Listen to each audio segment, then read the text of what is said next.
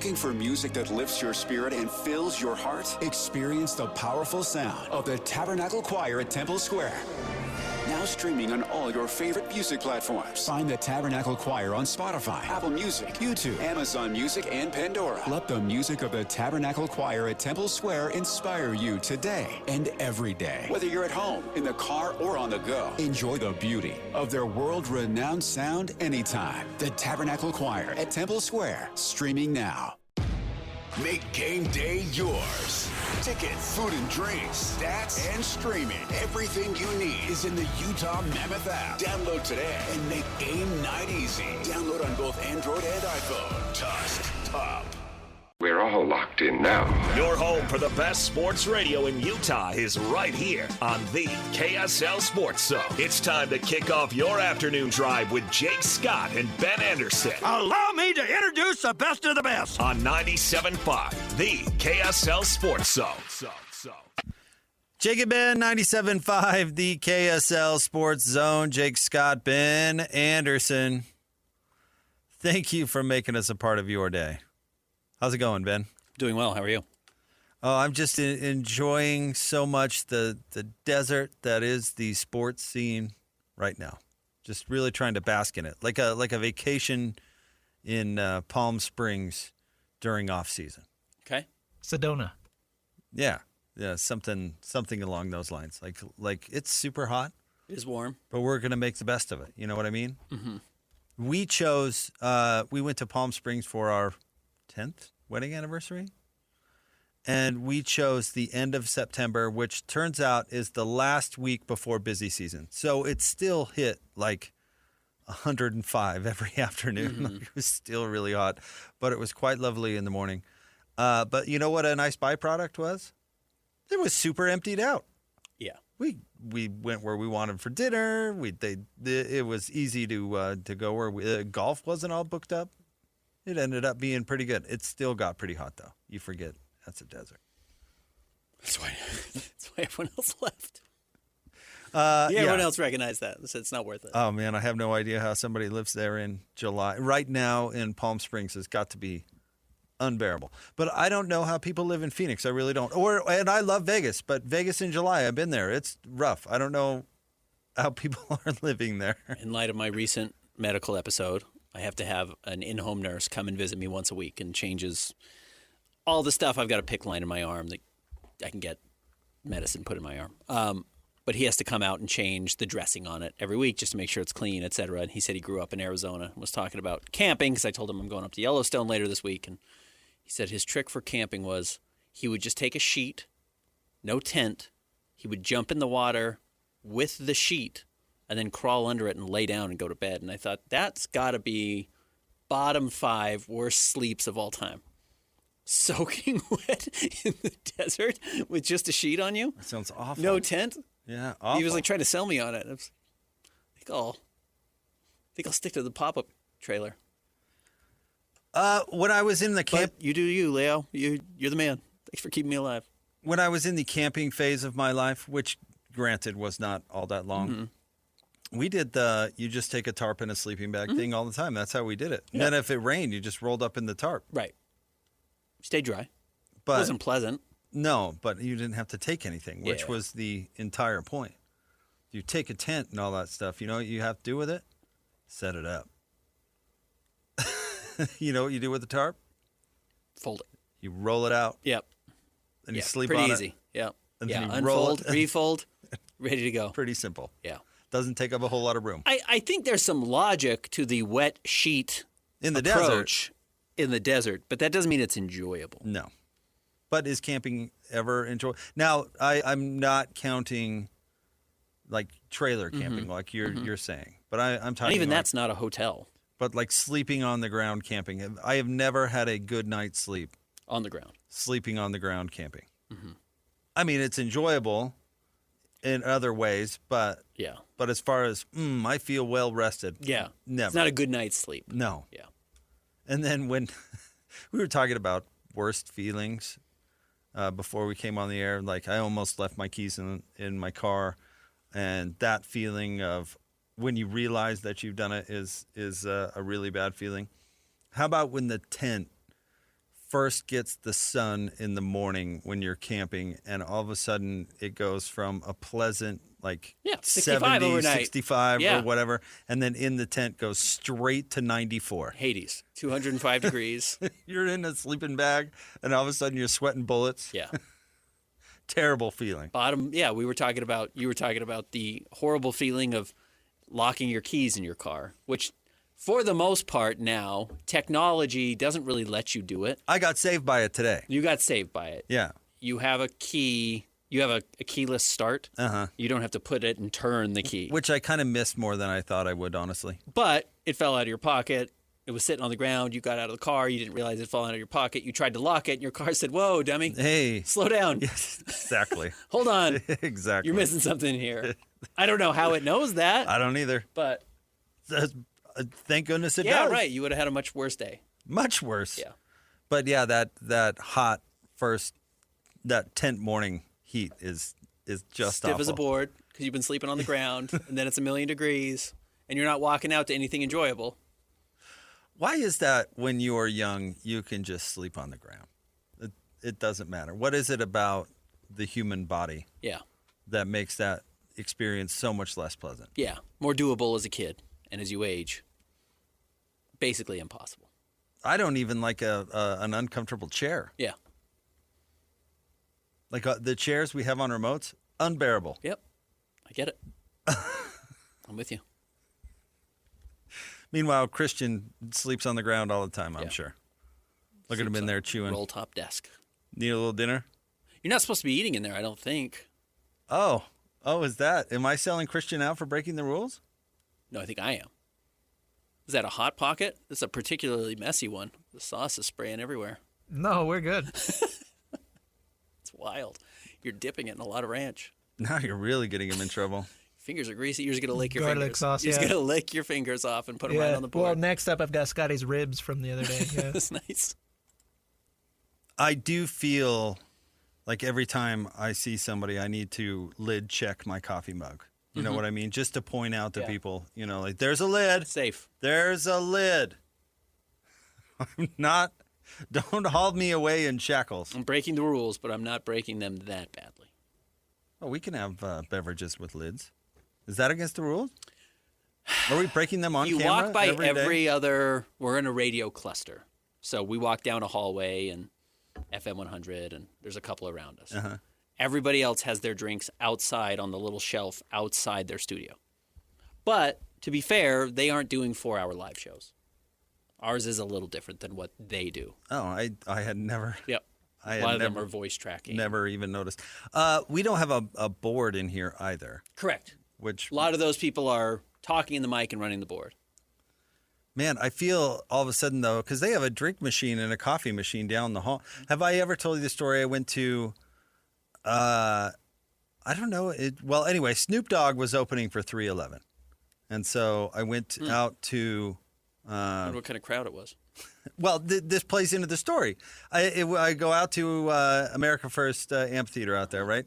And one heck of a show. But Snoop Dogg came on when the lights or the sun was still up, right? Mm-hmm. And all of a sudden, Snoop Dogg is on stage going. Snoop Dogg opened for 311. I think so, yes. Huh. Like a joint headline. Pun intended. Yeah. Well, I don't know, but it is relevant that Snoop Dogg was out first because the sun was still up. Uh-huh.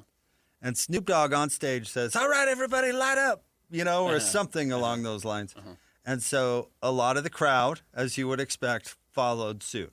Yeah. We then watched security march through the crowd and detain said people that were just listening to Snoop Dogg. Mm-hmm.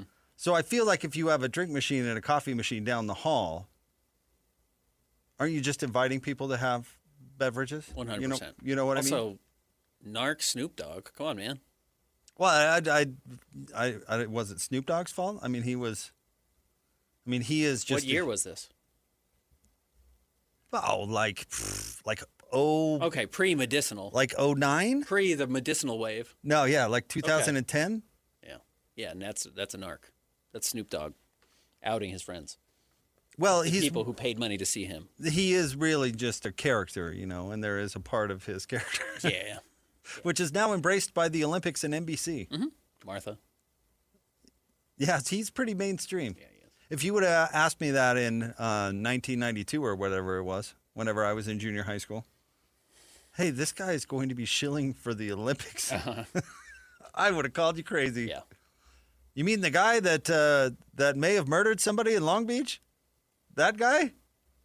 But my point being, now I didn't know I was being so rebellious with this cup. But I feel like they're tempting us with the beverage options. But you're born a rebel, so it's hard to get that out of you.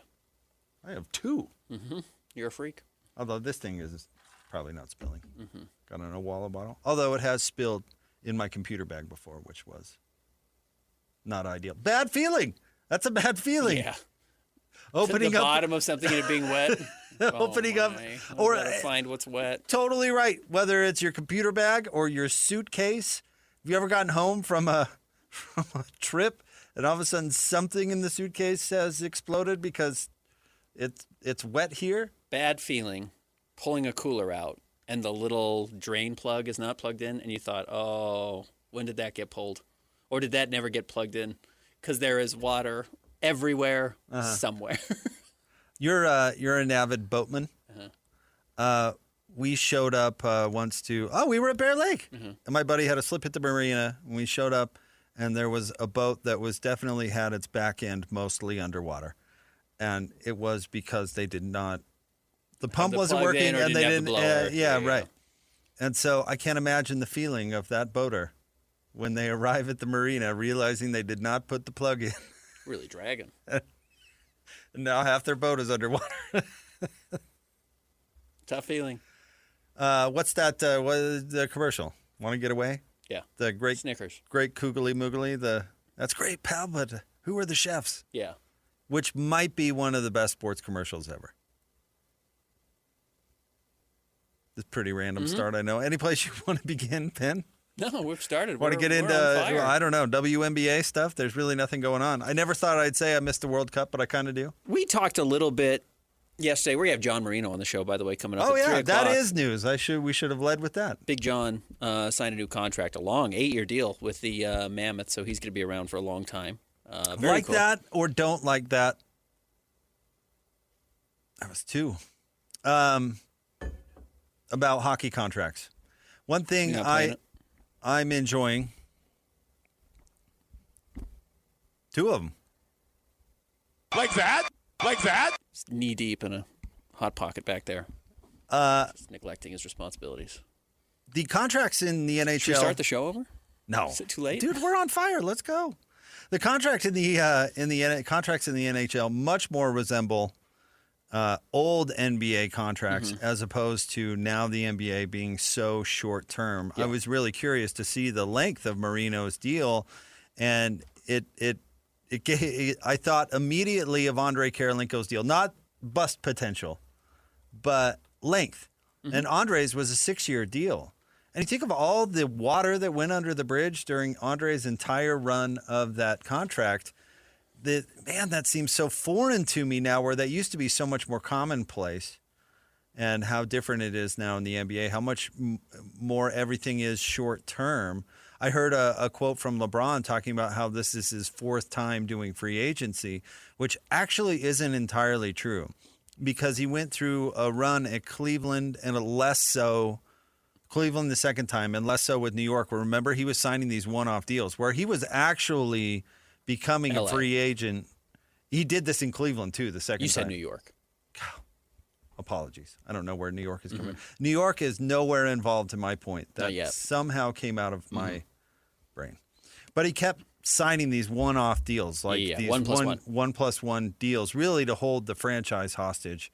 And then he eventually left. But he doesn't count those in his I was a free agent total. Right. But if you want to talk about one of the impacts of LeBron James, it is the short-term player point of view, where he brought in a point of view where he said, I'm going to sign the minimum of what I've got to sign because I've got to have my options on the table as much as possible. And it's really caught hold in the NBA. I remember when Darren Williams signed his rookie extension with the Jazz, and he did it for 3 years with a 4th player option. And he was he was using it as an insult to the franchise. I mean, that was the takeaway was, did you notice? He said in some interview, he said, did you notice how short the contract was? I mean, it was his whatever message, and it was controversial at the time. That's all any player signs anymore. Yeah. No rookies are signing a 5-year. They're eligible for a 5-year extension. That's what Kevin Durant signed when he was on his rookie extension. He signed a max 5-year rookie extension. It doesn't happen ever anymore. The perspective of the player has totally changed in the NBA, where Scottie Pippen erred on the side of security. Players don't do that anymore. You make so much every year now. Yeah. Actual long-term security doesn't matter as much as it once did, because you make $12 million, and the raises have been so consistent in the NBA. With the salary cap going up, it does benefit you again to continue to hit free agency sooner. But yes, I mean, the Jazz offered Walker Kessler a 5-year deal.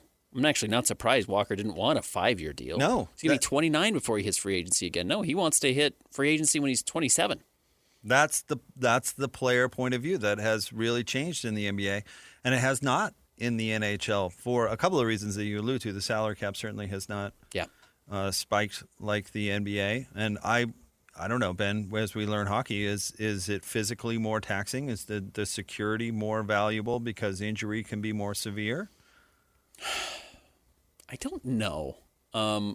We are getting a couple of players that have started to sign deals that look like big NBA contracts. Now, not $40 million, but you're starting to see guys sign $18 million contracts, $19 million contracts, which now going back, what did Dylan Guenther sign for? Like $7 million? It was nothing. Logan Cooley's deal is not that big compared to what some of these other young 21, 22, 23-year-olds are signing for their huge 5-6-year contract that pays them, $15+ million a season.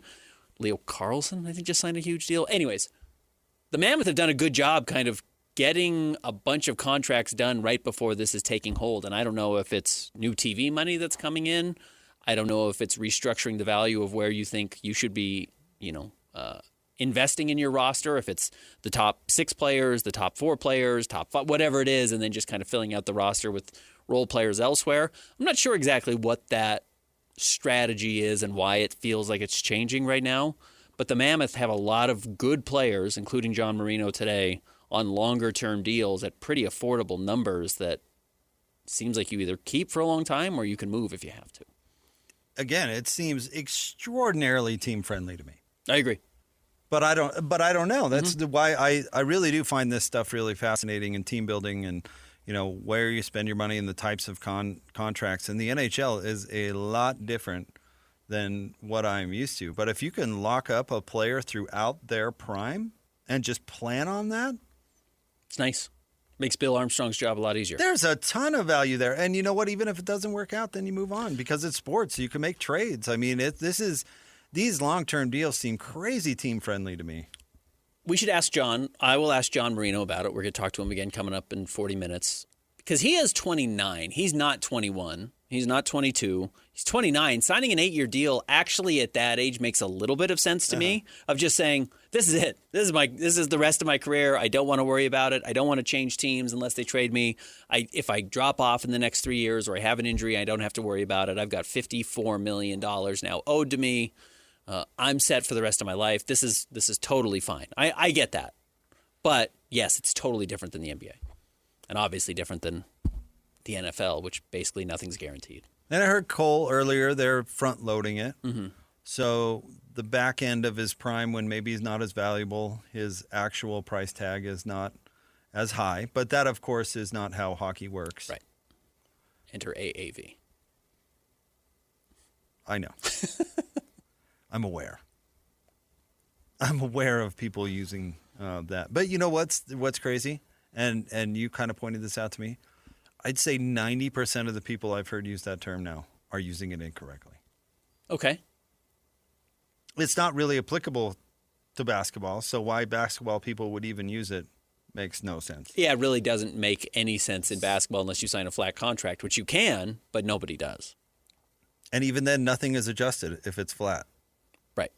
Which is the first word, or the first word in the acronym. is adjusted. It makes no sense. Yeah. So if you're anybody in the NBA world using it, it makes no sense. And then I heard a hockey person not using it correctly the other day. Oh, dummy. Apparently. I don't know.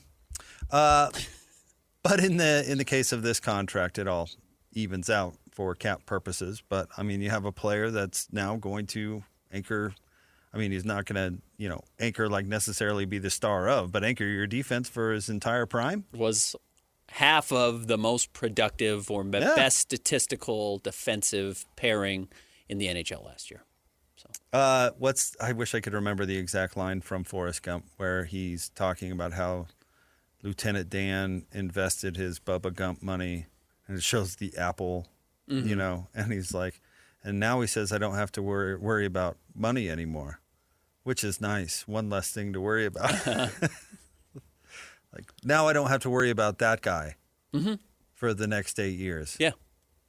Pretty nice. It is also weird, though, that these teams nice. invest. And, again, the Mammoth have all these young players coming up still, and they'll see if NYA and, whoever, all these other young players, Daniil Boot and Simashev, and see who these guys turn into. Ideally, they turn into stars, and, you have more talent coming up. But you really do. You set your roster, and you think, let's just hope it works out, and hope in a couple of years the chemistry is really good, and these guys break through because it's an 8-year contract. There's not like, well, we got to let Marino's deal expire and then we'll make some adjustments. It's just not really how the NHL works so much. In all honesty, and this is, as I was processing this news today, this is kind of where my mind went. Because, again, it's way different than the NBA, but these guys work through the system. It took Marino a while to work through the system, and if you look at his NHL games played, it might not be as much as you'd think because it does take time to play your way onto an NHL roster. But I got to imagine that once you get a taste of it after living the minor league life for a few years, I'm signing that 8-year deal. I'm not going back there. Absolutely. You know what I mean? Yeah, like absolutely. you get treated so differently. The accommodations are so different. The attention is so crazy different. I mean, it's true in baseball too. But I'm sure when these young players, like Boot last year, how many games did he play with Not the a lot. Mammoth? Yeah. I'm sure it is one heck of a motivator to give them just a little taste and then send them back to Tucson. Yep. And be like, you better get a lot better. Yeah. If you want to live this life again. And then once you get back and you get your feet under you and they say, hey, we can guarantee you're going to be in this league for 8 years, it'd be like, How where do I quickly can I sign, put the bro? pen to paper? Where do I Yeah. sign? Yeah. You keep the bus pass, I'll sign the contract. So even if it's not helpful, all these young players that they draft, they should give them a week on the parent club. Just so you know. Just so you know. Just a taste. These hotels, these jets, these markets. Pre-game meals. Yeah. All this attention. It could all be yours. Could be yours. It could all be yours. You're going to have to skate a little faster. And fight now a little harder. Now we're going to take it away from you. We're going to send you back to Tucson, and we're going to call them and tell them to give you less. The ultimate carrot. The ultimate carrot on the stick in front of the donkey. I'm sure. Yeah. I'm sure. All these top NBA players most of them don't spend a second in the G League. You know? But the Jazz should put Darren Peterson with In the the- Stars yes. on their trip to Where? I don't even know what's the worst G League stop. I honestly don't know. I don't either. For like a month. Grand Rapids. Yeah. Whatever it is, wherever you're playing. Be like, this is a long road trip. The bus is a tough bus. It's not a very good bus. Tough. The hotel's not We'll as see good. how you play, and then maybe we'll call you back up after the All-Star break. But just to give you just Remember, just so you know. this is out there. Right. Yeah. Because I got to imagine that's one heck of a motivator. That's the best. You know what I mean? Mm-hmm. Like, I'm going to go into camp next year ready to roll because I can't do another year bussing to wherever. Yeah. Rio Grande Vipers. You knew people who were up close, worked with the Grizzlies, and well, you can talk about it. Talk to our guy Adrian about it. Like, it's not glamorous. It's not. You wear a lot of hats. You Yeah. make a lot of money. And you do it for the love of the game. And you do what you can for the team, but it's not like they're getting huge star treatment. But Adrian Denny will kill somebody before he ends up back in the ECHL or AHL. Adrian specifically, I don't know, but those players Probably. Adrian's living the sweet life too. Yeah, but John Marino certainly. Adrian used to drive the Zamboni, and then he'd have to clean the stands, and then he would wash the jerseys, and he had to do pre-intermission, intermission, and post. Tough life. And the whole game. And the whole game. And he was their entire comms department. And the emergency goalie, yeah. He did a good job, though. He did great. That's why he's here. But minor league sports are minor league sports. I mean, it's just not glamorous, which is the whole point. So yeah, I'd give him if I were Bill Armstrong, I'd give him a week. Check it out. That hotel's pretty nice. That jet was nice. The service was terrific. I'm sure you just loved it. All right, back to Tucson for you. Yeah. So if I were you, I'd probably pour in some effort down there. Put care factor. Let's set it high. All right. We'll see you. See you back. Maybe. We got you a Greyhound Maybe in Tucson. we'll see you back here. Maybe. It's up to you. Yeah. All right. Stay tuned. As Ben mentioned, John Marino himself will be on the show at the top of the 3 o'clock hour to talk all about it. Stay tuned. More Jake and Ben. Top 3 stories next. 97.5 the KSL Sports Zone. Make game day yours. Tickets, food and drinks, stats, and streaming. Everything you need is in the Utah Mammoth app. Download today and make game night easy. Download on both Android and iPhone. Just top. It's time to break down the biggest stories of the day. This is the top 3 stories of the day on KSLSports.com.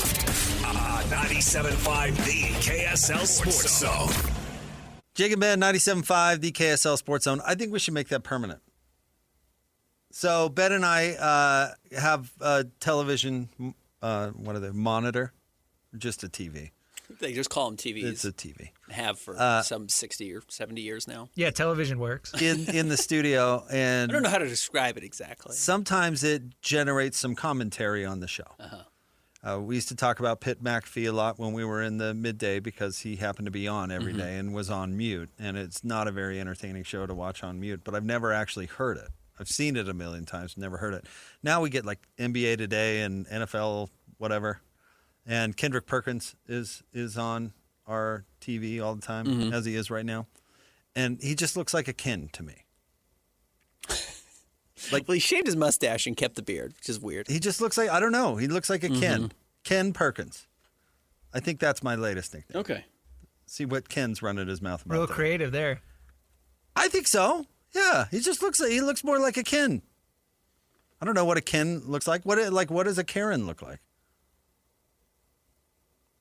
You mean Karen, like the aggressive adult? I have. Or you mean actual, are you asking about that without the context of Karen meaning something different now? That's what I'm saying. People are saying that's a real Karen. Well, what does that even look like? I have 2 Karens in my circle, and they don't look anything alike. Okay. But what does a Ken look like? I think he looks like a Ken. Are you look like a Ben. Are you saying that the women in your life are Karens or their actual name is Karen? Their name is Karen. My wife, she's a real Karen. She's a real Karen. Why do you say that? Her name's Karen. Oh, that's different than what most people are saying. I don't think Jake knows what a Karen is. No, I do. My wife is not a Karen, but she does have one Karen trait. I'm sure she's glad that you clarified. No, she's not. But she has a Karen friend. Karen trait. She has one Karen trait. She will send a steak back, which I'm never comfortable with. I'll just eat it. Mm-hmm. I don't want to send. I never send anything back. She sends it back because it's too rare? Yeah. Okay. And she's really polite about it, but she'll send it back. Have you ever sent a steak back? I've not. Christian? No. Yeah. I worked in a restaurant. I've seen what they do. I know. I think truthfully, most people are okay throwing it back on the flat top for a few minutes if you have to. It's one thing but you to cook cook it a little longer. You can't uncook it, though. Correct. And if I give you exactly what you asked for, and then you want something different and pretended that what you were asking for is normal and what I did was wrong, that's a mistake. And she, every time she does it, she prefaces it with what Christian just said. She says, I know you guys underdo it a little bit because you can correct it, and is very nice about it, but she will do it. That's not even Karen-like, honestly. Okay. All right. Yeah. Her name's not even Karen. Well, I know, but it's Sure. All right. Top 3 stories of the day, KSLSports.com. Reminder, John Marino Signed a big extension. He's going to be on the show at 3, so stay tuned for that. Top 3 stories brought to you by J. Brooks Jewelers. Cherish your love with J. Brooks Jewelers. Explore their expertly crafted engagement rings made from the finest materials. J. Brooks Jewelers. All right, Christian, where do you want to start today? Number 1, last offseason, these sports books all seem to put the Jazz win total around 18 wins. We knew the Jazz were going to hammer the over. Easy money. This year, sitting around 35, 36 wins. What do you guys think? Over? Under? This is harder than last year for me. And I don't care about betting lines because I don't bet. But I actually don't know how teams are going to respond to the new tanking rules. I don't know if teams know how they're going to respond to the new tanking rules with the new lottery system. And I assumed and had been assured that Walker Kessler was going to be back with the Jazz, and he's not. So you have a starting rotation, or a center rotation at least, that will feature some makeup of Yusuf Nurkic, Jackson Hayes, maybe Mo Bamba, though I don't think he has any guaranteed money really on his deal, or Kyle Filipowski, and I don't know how many games you win with that as your at 5. Mm-hmm. And still 35 is a low number. I am not a gambler, Mm-hmm. so we are not handing out gambling advice. But I will say this, that I hate this is an example of why I do not like that people think that lines and all that stuff is a prediction. It is not a prediction. I make the joke, it's the Magic Vegas predicting wizard. It is not a prediction. Now, listen, what it is balancing bettors and money on both sides. The idea is to get the 10% juice. The betting public has no idea how good or bad the Jazz were last year. Mm-hmm. No clue. Right. So a bunch of idiot bettors out there are betting on the Jazz because they go, oh, the Jazz were just terrible last year, so they're going to be terrible again. The betting public has absolutely no clue. The Jazz could have won 35 games last year. And you want to talk about their hole at center. How many different players started at center last year, Ben? I mean, Anderson Garcia, Bez Mbang. Oh, started at 5. Cody Williams, I think, started at 5. Yeah, correct. I mean, they had to sit Nurk to get his beak surgery on purpose. Right. They could have won 35 games last year. They could have. They absolutely could have. But they had to bend over backwards to be bad enough to get the pick, et cetera, et cetera. Welcome to the last 4 years of sports talk radio. So the idea that people be like, what do you think? Can they win 36 games? Please. Sure. Please. And now I understand the tanking rules Some are of the different. rules have changed. So some teams are going to be trying harder than others. They're going to get to 35, no problem. No, but barring health. I mean, if the whole team gets hurt, then... Again, not gambling advice. No, absolutely not. Should have done it last year because we said they would absolutely it was easily stupid slide last past year. 18. But 35 is a different number and it's a different season. But yes, 35 does seem like it's being set by a bunch of people who know nobody knows that the Jazz could have easily won 35 last year. I think you're right. I have no idea what lengths they went to. Mm-hmm. Your average bettor in, I don't know, Muskogee, Oklahoma. Is that a place?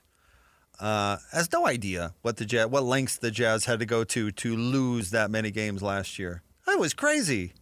I remember listening to the Bill Simmons, Zach Lowe, whatever, some other gambler guy podcast from The Ringer last year, like the month leading up to the season. And they were talking about all the over-unders. And all of them took the under on the Jazz at 18. And I thought, oh, people are taking your advice and then gambling on that based off of your miserable advice. You have no idea. You have no idea. You have and no idea. Zach Lowe, you know more than anyone nationally. Not locally, but nationally. And you thought they would hit the under. And you still have no idea. You still had no idea. And people are taking that advice to bet. So, yes, that's why they set the number at 35, because they actually know how the national media is going to not know anything, and people will bet based off of that. I'm with you. What's next? Number 2, LeWaiting game continues. Yeah, and we can play some of this sound a little bit later on in the show, but Rich Paul is saying, hey, they're not going to operate on anyone else's timeline but their own, but this is certainly not about attention. It's only about attention because it's not about money because nobody has money for him anymore. So what else does he have? Attention. And that's it. The NBA, you joked about opening the show about we are in the desert of sports across the country. I mean, I watched a little bit of Major League Baseball last night. Golf majors are over. Baseball's not going to get really interesting for another 4 weeks. At least. College football will start up then. People will start to pay attention. But the next 3 to 4 weeks of sports is not filled with like natural, obvious, good storylines. You'll start to get a lot of, yes, over-unders, NFL starting conversations, et cetera, et cetera. But right now, it's barren across the country. And LeBron says, oh, allow me to kick my feet up, fill the space a little bit. Love to be the name everyone's talking about right now. And by the way, ESPN, we were joking about ESPN being on. Ken is talking all about it. Well, who is on right now on ESPN that we were watching on NBA Live? Two Lakers reporters. I know technically Ramona's not strictly a Lakers reporter, but she's a Lakers reporter. She covers the Clippers too, Ben. But she's an LA-based reporter. McMenamin is on there. They're milking those people, too, for what our next story is going to be, because the second LeBron leaves, as good of a player as Luka is, he is not a draw the same way that LeBron is a draw. These people will not have as much value in 2 weeks when LeBron makes his decision as they do today, so you might as well milk it. I guess. I don't know. It's annoying to me because LeBron isn't that consequential anymore. And so LeBron the player is not. No. LeBron the personality is. That's what is annoying. Yeah. Yeah. This is all about a kind of washed up player who is addicted to attention. This is a largely non-needle mover as a player. Learning who has mastered how to generate the most attention possible. Terrific. Yeah. But that's what it's going to be about because there is nothing else to talk about. And LeBron says, great. It's good for me. Next. Number 3. More layoffs at ESPN. Yeah, this isn't funny to joke about. But Cam Newton got laid off. That was a little surprising. Cam had kind of spiked and skyrocketed throughout their ranks. Now, probably because he cost a fortune. He didn't really play a big role either. From what I understand, he was really only on Stephen A's doing show, Get Up, right? and he was doing, some of the NFL coverage. And he was fine. He never thought he was must-watch TV by any means. I thought he was only doing Stephen A. Maybe he was only doing Stephen A. But he's a podcast guy, right? That's his main lane. Is he's got a super popular podcast. But Carl Ravitch, Ravitch is gone. Is out. They got rid of an NFL insider. The layoffs hit the NFL Network side. And, of course, everybody gets hung up on the names, but you don't realize that hundreds of production people and, that type of thing are web managers, et cetera, et cetera. all caught up in this sort of thing, too. So, the media landscape, Ben, is changing a lot and has been constantly changing throughout my entire career. I never would have thought radio would have been the most stable, but here we are. Anywho. And I think the mouse is feeling it. I don't know how much Disney really wants to be in the sports game anymore, but yet they're so heavily invested in it and continue to be. It's the programming is what gets the squeeze, or their original programming is what gets the squeeze. They changed their money-making model. They became we cover sports to we broadcast sports. Yep. That's the change in the model, and all of a sudden the margins you make have to change or just naturally change. Yes, the idea of we just cover sports actually isn't ridiculously expensive, which is why all these websites out there exist like On3 or, whatever, 24/7 Sports or whatever, Rivals.com. They're not broadcasting sports. They're not carrying sports. You can make 1 million of those if you want to. It's just needing a couple of people to write, and a lot of people will write just to get their foot in the door and write for pennies. Whatever ads come off your actual article, you might get a couple of bucks for it, but they're happy to do it because that's their foot in the door. Once you get to the point where you're broadcasting the NFL, you have to make billions of dollars because it costs billions of dollars to operate. It's just a different animal. What was the peak ESPN where they had 6 channels? There's like original programming on them all. ESPN.com was the one website, and it had Page 2 and all that. Grantland, yeah. It was a very innovative and at its height. I don't know, what, like 2010, 2013? And the model changed. And, you know, the subscriber TV model was just a windfall for ESPN. Yeah, it was. Just a windfall because you were paying for ESPN whether you knew it or not. Right. And paying a ton for it. And paying a ton for Yeah. it. And the disruption in that model has been really costly for ESPN in particular because their overhead is crazy high.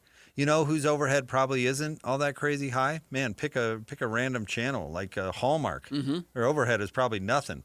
They're like 2 original movies a year that cost $10 each to film. Right. And then nothing. You know what I mean? It would cost they're probably doing fine. ESPN costs a fortune to run. Right. Rights fees aside, I mean, it just costs a fortune to run. And now all of a sudden they don't get automatic payment for it.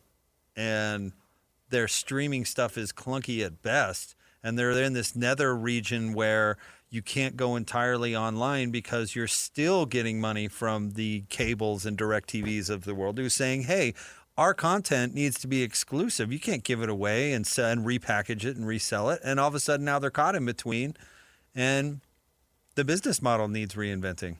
And some of the people they had that were very good split off, recognizing, hey, I can probably make more money on my own, whether that's Dan Patrick or Keith Olbermann or Bill Simmons or anyone who's left for The Athletic. I mean, these were former people who kind of had to be at ESPN because it was the one national outlet that people paid attention to, and ESPN either got too cheap to keep them or they realized they could make more money elsewhere. Colin Cowherd, I mean, all these people are ESPN alum at some point that have split off. Well, Olbermann did that and failed a bunch of times. That's why he kept going back. He did.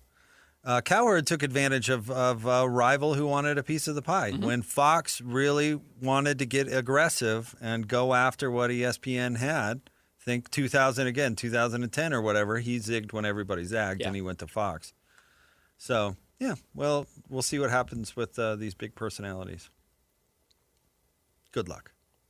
Because the guy they promoted at Disney to be the new chair comes from the park side. Yeah.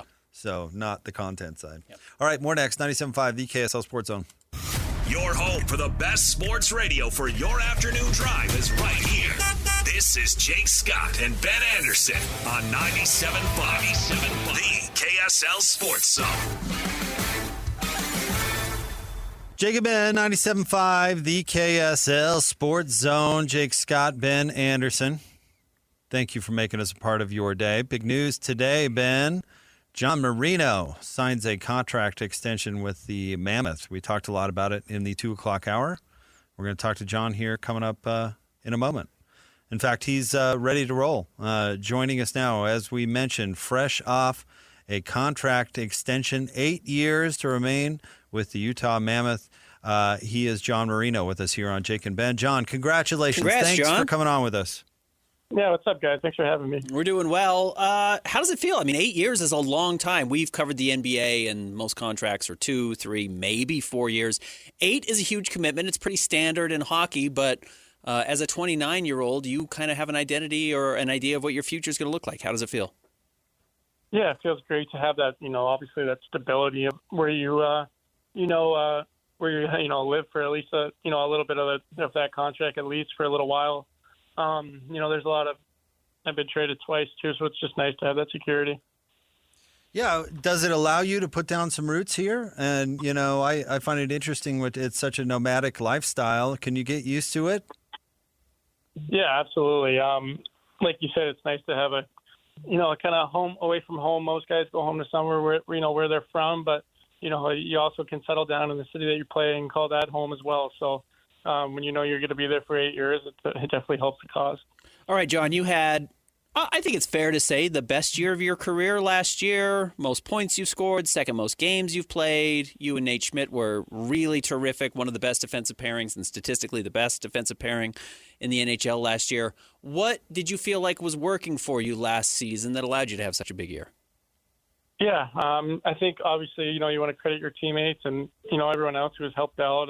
Obviously, my D partner Schmitty, and then I think another big reason was just being able to be healthy again. I was kind of banged up there with my back, had back issues the last couple of years. And, I came into camp hurt, and they did a great job taking care of me and gave me the best resources possible. I was able to get fully healthy, and I think that it changed the trajectory of my next year a ton. Can you talk to us about the grind to get to this point? You mentioned being traded a couple of times and, the development process, and now to get rewarded with such a great contract. Can you talk about the journey a little bit? Yeah, so there's a lot of ups and downs in hockey, especially if you're not like a first power play guy. You're not getting all those points. So you kind of got to rely on like some bounces, and, there's going to be up and down years, and you just kind of have to like trust the process, stay with it. But, there's definitely, it's never, it's not like it's always been easy sledding. And, you just kind of have to trust yourself as a player and, go from there. It's a funny thing that happens, and the NHL is a little different. You have to work your way up and earn your spot on the top roster in the NHL. But correct me if I'm wrong, you made the playoffs, the Stanley Cup playoffs, the first 4 years of your career, and then you go through a gap and you get back. Do you have a different appreciation for it now, having made it back, versus starting your career on a team that goes 3 straight years and then getting traded to another playoff team? Yeah, for sure. But I mean, I think, I've been able to, every time I get traded, able to help the team make playoffs. So it's something that, I kind of pride myself on, and being a part of that. You want to go into a team and, learn from, like the Pittsburgh Penguins, who made the playoffs for so many years in a row, and bring that experience over to a new group of guys who, who maybe haven't made the playoffs as much. And, just kind of bring that culture and that success over. So I think that experience helped me a ton in my career. Broaden it out a little bit. How much potential does this Mammoth team have, and how much potential does the defense specifically have? Yeah, I think we're just seeing the beginning of it. Like, we had a great series with Vegas, blew a couple leads, but, we were right there with them. And then, we saw what they did. They ended up making a run for the finals. I think that was just kind of a glimpse of, what trajectory we're heading and how good those young guys that we have are. And, what they're capable of, especially in the big-time moments like the playoffs. And, they showed up too. So I think it's nothing but exciting times coming ahead. John, you talked about bringing, kind of veteran experience now to a team. What was your first, I'm the veteran now moment in the NHL, because you come in with Pittsburgh and you're playing with one of the greatest players of all time. And I'm sure you had people you could look up to and talk to. And now the first guy comes up to you and he says, he thinks I know what I'm doing. Like, what, did you have one of those moments of, I guess that's my role? Yeah. Maybe not a specific story, but it was definitely coming to Utah because the guys on the team were just so young. Or maybe it was Cooley. Cooley came up to me and was like, I remember watching you in Pittsburgh.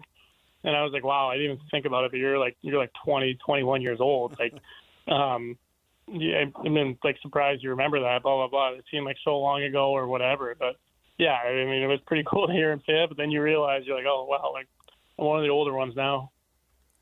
So the show was down in Dallas a couple of weeks ago at Big 12 Media Days, and TCU has a quarterback that is a transfer from Harvard. And I got a chance to interview him about what it was like to be a student athlete at Harvard. You were at Harvard, and I want to ask you the same question. What was it like playing college hockey at our most prestigious university? Yeah. No, it was pretty cool. I mean, just to be able to obviously Harvard has that, distinct name attached to it, but they really let you do both there. They let you focus on education, manage your time, and be able to, play the sport that you love growing up too. So, I had nothing but a great experience there. Hopefully he said something along the same lines, but yeah. Mackenzie Weegar comes in, I think it's fair to say, had a little bit of a slow start. Felt like he really kind of found himself in the postseason. Puck started to bounce his way a little bit. He have a couple of goals and played well. What do you expect from him next year, now that he'll have a full offseason under his belt to kind of get used to the team, what that pairing will look like for him on the roster next year, and what do you think the Blue Line can look like? Yeah, I mean, he's been around for so long. He knows the ups and downs of the game. I mean, you're going to go through stretches, and then you just got to stick with it, and it's going to find you again. I mean, he's been a good player in this league for a long time, and you expect nothing short of that for him. He's done it for so long. And just the way he carries himself, too. But, we Sergachev, Schmidt, Simichev, maybe if he's another guy that has so much potential. And then we added Pete and Peace amount, so we're very deep core, and expect to be along the same lines. So after signing a contract extension, do you do something nice for yourself? You the nice vacation or reward yourself in another way? Nothing planned right now. Maybe let that day come in the in the future, but nothing as of now. Gold teeth. Yeah, there you go. Lose a lot of teeth. Solid look and investment at the same time. Yeah. Really, Gold prices. A lot of options. Yeah, skyrocketing. Hey, we were talking about your pairing with Schmidt and how successful it was. Yeah. When you're building chemistry, what does it look like? Especially when you kind of have one other guy. I mean, that's the pairing. When did you notice, okay, this is working, or hey, this is going to fit really well with my game, or vice versa, I'm going to fit really well with what he does? What did you notice first? What did you build on? How did things evolve? Yeah, I mean, I think first off, I think just our personalities kind of go hand in hand, because he's more like the upbeat, he'll talk to anybody type of thing, and I kind of more do my own thing and more laid back. So, I wouldn't say we're the exact same person, but we get along really well. So it's kind of like opposites attract kind of thing. And we both play a simple game out there, like nothing crazy. We're not trying anything wild, but he's been in the league a long time too, so he knows like what it takes. And you got to pick your spots out there. So just kind of having that same mindset, it just starts clicking. Well, John, we appreciate a few minutes of your time. Huge day, and thank you for making us a little bit of a part of it. Any plans the rest of your summer? I got nothing. Maybe another trip for a weekend, but nothing crazy. Just kind of getting ready for the season here coming up. All right. Well, we're excited to see how it turns congrats. out for you. What a day. Congrats, John. Thanks. Yeah, thank you guys. Really appreciate it. This episode is brought to you by Progressive Insurance. Do you ever think about switching insurance companies to see if you could save some cash? Progressive makes it easy. Just drop in some details about yourself and see if you're eligible to save money when you bundle your home and auto policies. The process only takes minutes, and it could mean hundreds more in your pocket. Visit Progressive.com after this episode to see if you could save. Progressive Casualty Insurance Company and Affiliates. Potential savings will vary. Not available in all states. Insurance isn't one size fits all. That's why drivers have enjoyed Progressive's Name Your Price tool for years now. With the Name Your Price tool, you tell them what you want to pay, and they'll show you options that fit your budget. So whether you're picking out your first policy or just looking for something that works better for you and your family, they make it easy to see your options. Visit Progressive.com. Find a rate that works for you with the Name Your Price tool. Progressive Casualty Insurance Company and Affiliates. Price and coverage match limited by state law. Mom, can you tell me a story? Sure. Once upon a time, a mom needed a new car. Was she brave? She was tired, mostly. But she went to Carvana.com and found a great car at a great price. No secret treasure map required. Did she have to fight a dragon? Nope. She bought it 100% online. From her bed, actually. Was it scary? Honey, it was as unscary as car buying could be. Did the car have a sunroof? It did, actually. Okay, good story. Car buying you'll want to tell stories about. Buy your car today on Carvana. Delivery fees may apply. There you go. That's John Marino, fresh off an 8-year extension with the Utah Mammoth. One of the types of players, in my experience, and I'm sure Mammoth fans are starting to get to know it better, and this is the importance of playoff runs, et cetera, where, like night to night, John Marino, the way he plays, he's not that loud. He doesn't record a lot of points. He doesn't score a lot. It's mostly assists when he does get points. But then you start to see over a playoff series, he's having a real impact. Oh, this is a real mismatch in favor of the Mammoth. Oh, they're exploiting something here. And those stars, or fan favorites is probably the better term, start to jump up. Nobody cares about Antoine Carr in Game 35, but you watch a playoff series and all of a sudden you start to see those guys' value. I think John Marino was able to do that in the Stanley Cup playoffs for the Mammoth this year. And then you start to, as a fan, fall in love with these players. And then they become a part of the, DNA of the team and the story and the history. And I think that's what's fun about a playoff run. There still should be 2 defensive slots. I was hearing Cole talk about it for maybe somebody to play their way onto that part of the roster from some of the younger players. Because now things, it seems, in the Mammoth world turn to, they've got a pretty full farm system. Who exactly is going to play their way onto to the roster? Yep. Yeah. And specifically at that position. Specifically on defense. Who's going to step in and fill some of those spots? So it's going to be your guy Boot. Boot's forward. Oh, he is? Simashev. Why did I think he was a defenseman? My bad. Simashev could jump up there. Mav Lamoureux could jump up there. So we'll see. There's definitely some space. Or you go out and bring in another veteran, which is totally possible. Ian Cole left in the offseason. He was a defensive player that they valued. So you can tell he thinks they were close last year, and then watching Vegas make a little bit of a run. You heard him mention there they were up, and then Vegas goes and does what they did. I bet that inspires a little hope. I think sometimes storylines like that are a little bit excusey. Like I remember when like that when the Jazz had the Mike Conley, Donovan Mitchell pairing, and then Conley's hammy gave way. Mm-hmm. And they really talked themselves into not doing anything in the offseason because that close. Yeah. If Mike Conley's hamstring hung in there, the Jazz were right there. So I see sometimes that I think you can fall in love with that argument a little bit, but it's not like the Mammoths have rested on their roster this offseason. They've made changes and invested in parts that are good, and maybe looked for some other things like faceoffs. Trocheck. Yeah. Andersley, going and getting bigger, tougher. Yeah. Yeah.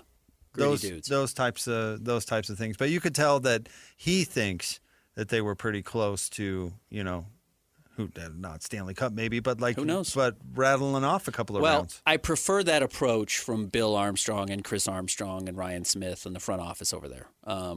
As opposed to maybe if we just run it back, like get a little bit better luck and everything will turn in our favor. Last year, and look, Dylan Harper rules for the San Antonio Spurs. Like, he's a great player. He was the number 2 overall pick. Smart that they didn't trade him because he looks like a future star. But also, if you could have gotten Giannis last year and how close you were to winning a title, if you have Giannis on that roster, you probably beat the Knicks. Well, you get your title.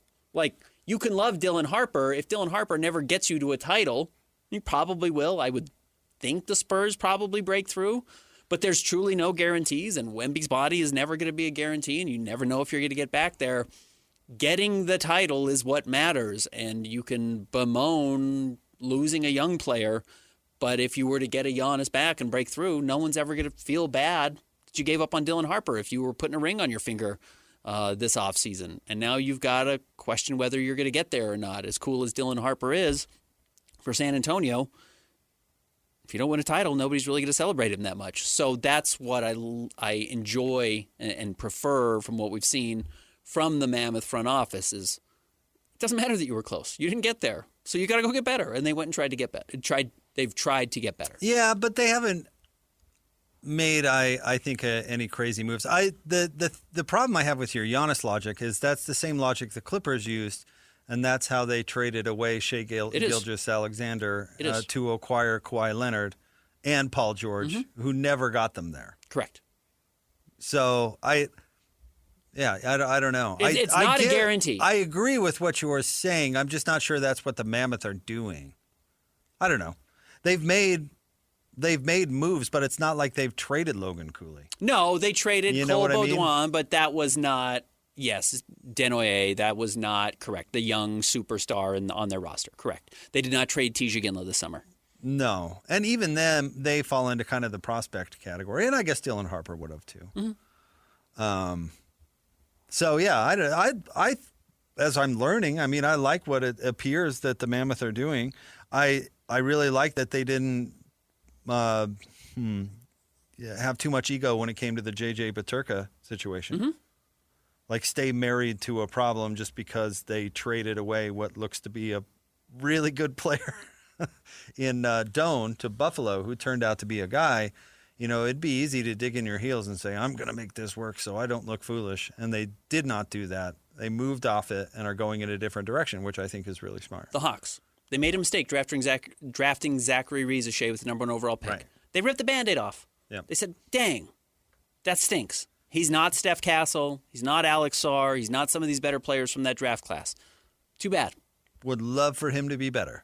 But he's not. And you're not going to sink your franchise for the next 3 or 4 years to make yourself look like you made the right decision. You didn't. You made the wrong decision. But correct it. The Warriors held on to Jonathan Kuminga way too long. Way too long. To look smart. Yep.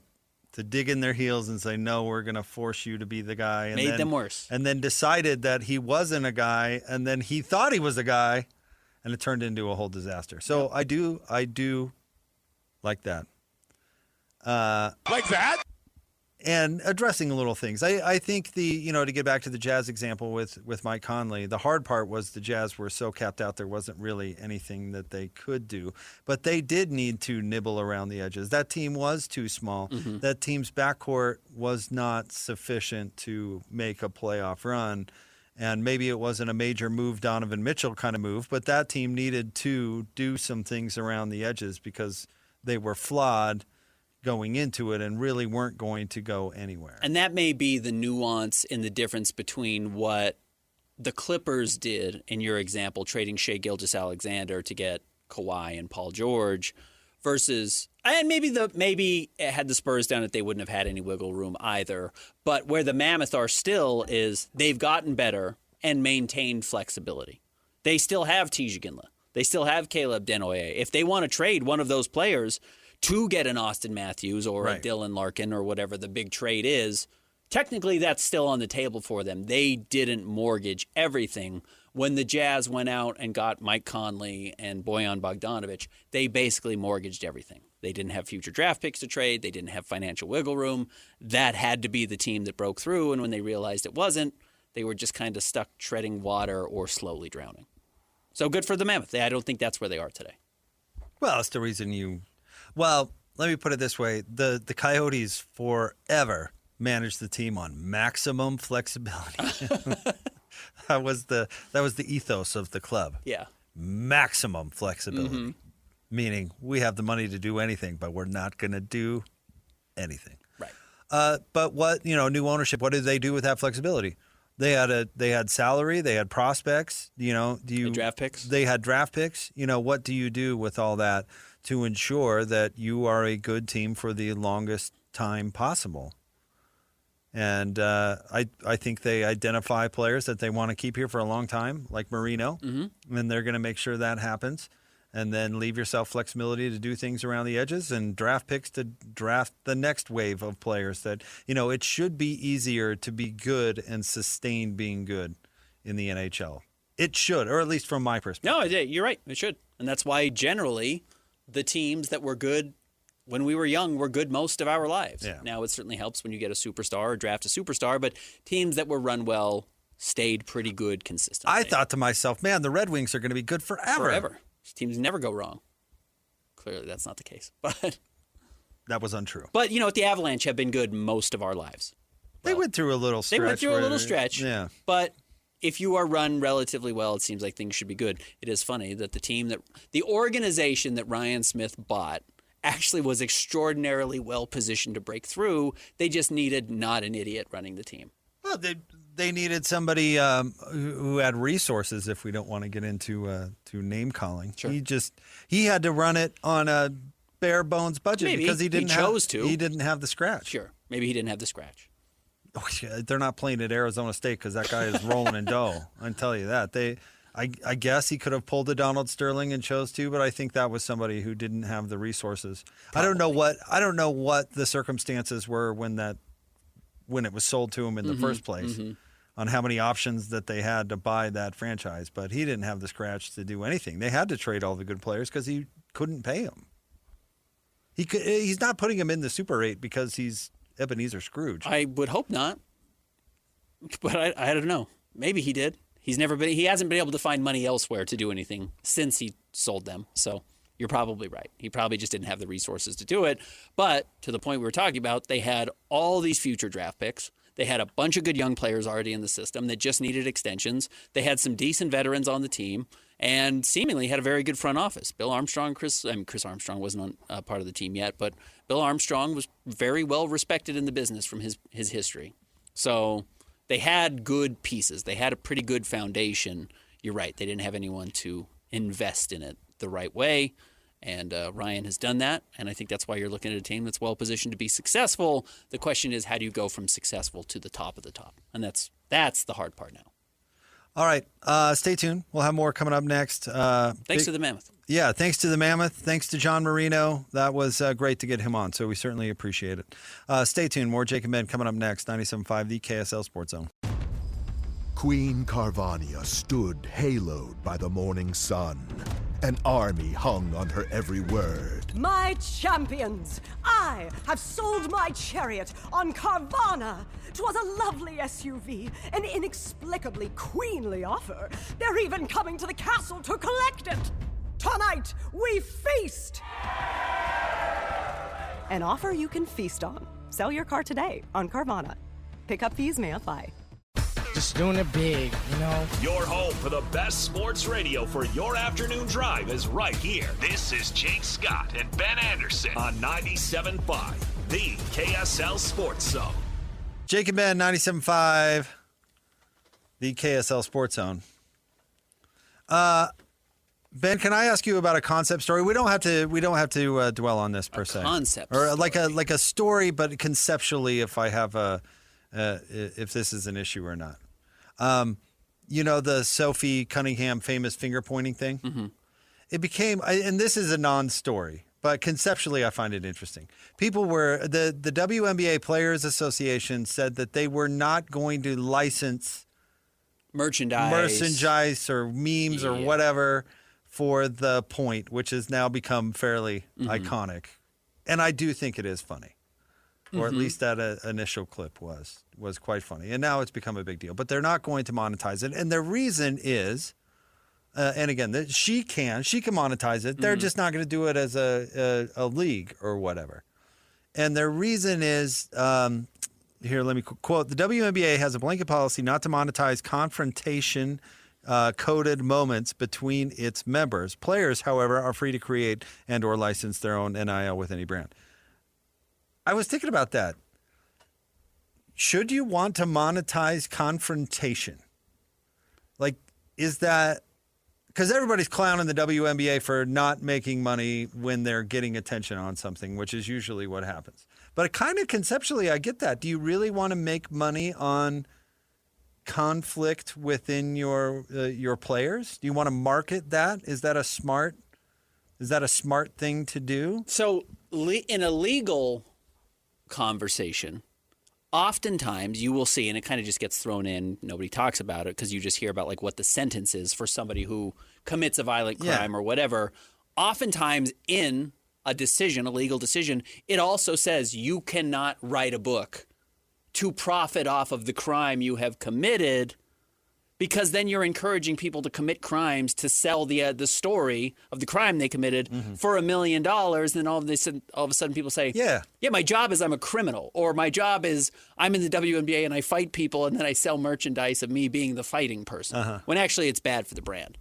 So the fact that it sounds like they will let Sophie Cunningham, she can do whatever she wants. Do what she wants. I'm actually a little surprised that she can even do that as a member of the Players Union. I do get why the Players Union wouldn't want to do it in general, but I'm a little surprised that she can even do it. Well, the Players Union is not letting the WNBA do it. That's really the story. Okay. It's not like the Players Union would be directly benefiting. Okay. But they're saying the WNBA cannot market the finger point and make money off it. I know memes weren't really a thing back then, but imagine if they did a meme of Ron Artest lying on the scorer's table. Like the NBA would never promote that. Correct. You know what I mean? You're not trying to sell that. You're not trying to sell that. We laugh about Jordan Clarkson putting up his Dukes, and it's a pretty funny moment. But if you're the NBA, would you really want to market that if it went crazy viral?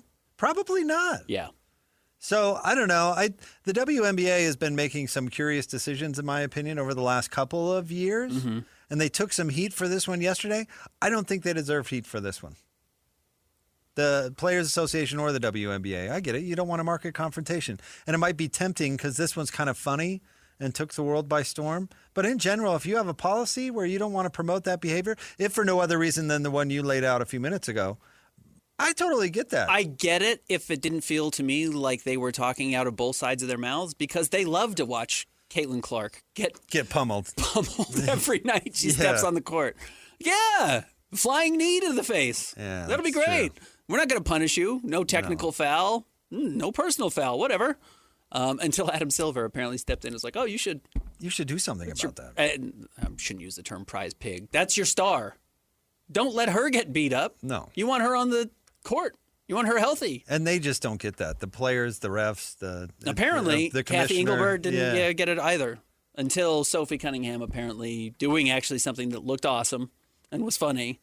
Now they don't want to do it. And was kind of, if you're going to have a confrontation, that's a pretty benign way to do it. That's the best way to do it. Pointing at somebody is funny. It is funny. Right. And she's marketable. And she knows she's marketable. Right. Hence deciding, I'm going to go be the ring girl at the Conor McGregor fight. Right. Like, she recognizes I am enormously tall, unique looking, and I'm willing to lean into that. That doesn't need to be the way the WNBA tries to do everything. But if you have somebody who says, hey, I'm okay doing that, I don't think the WNBA should fight it either. Yeah.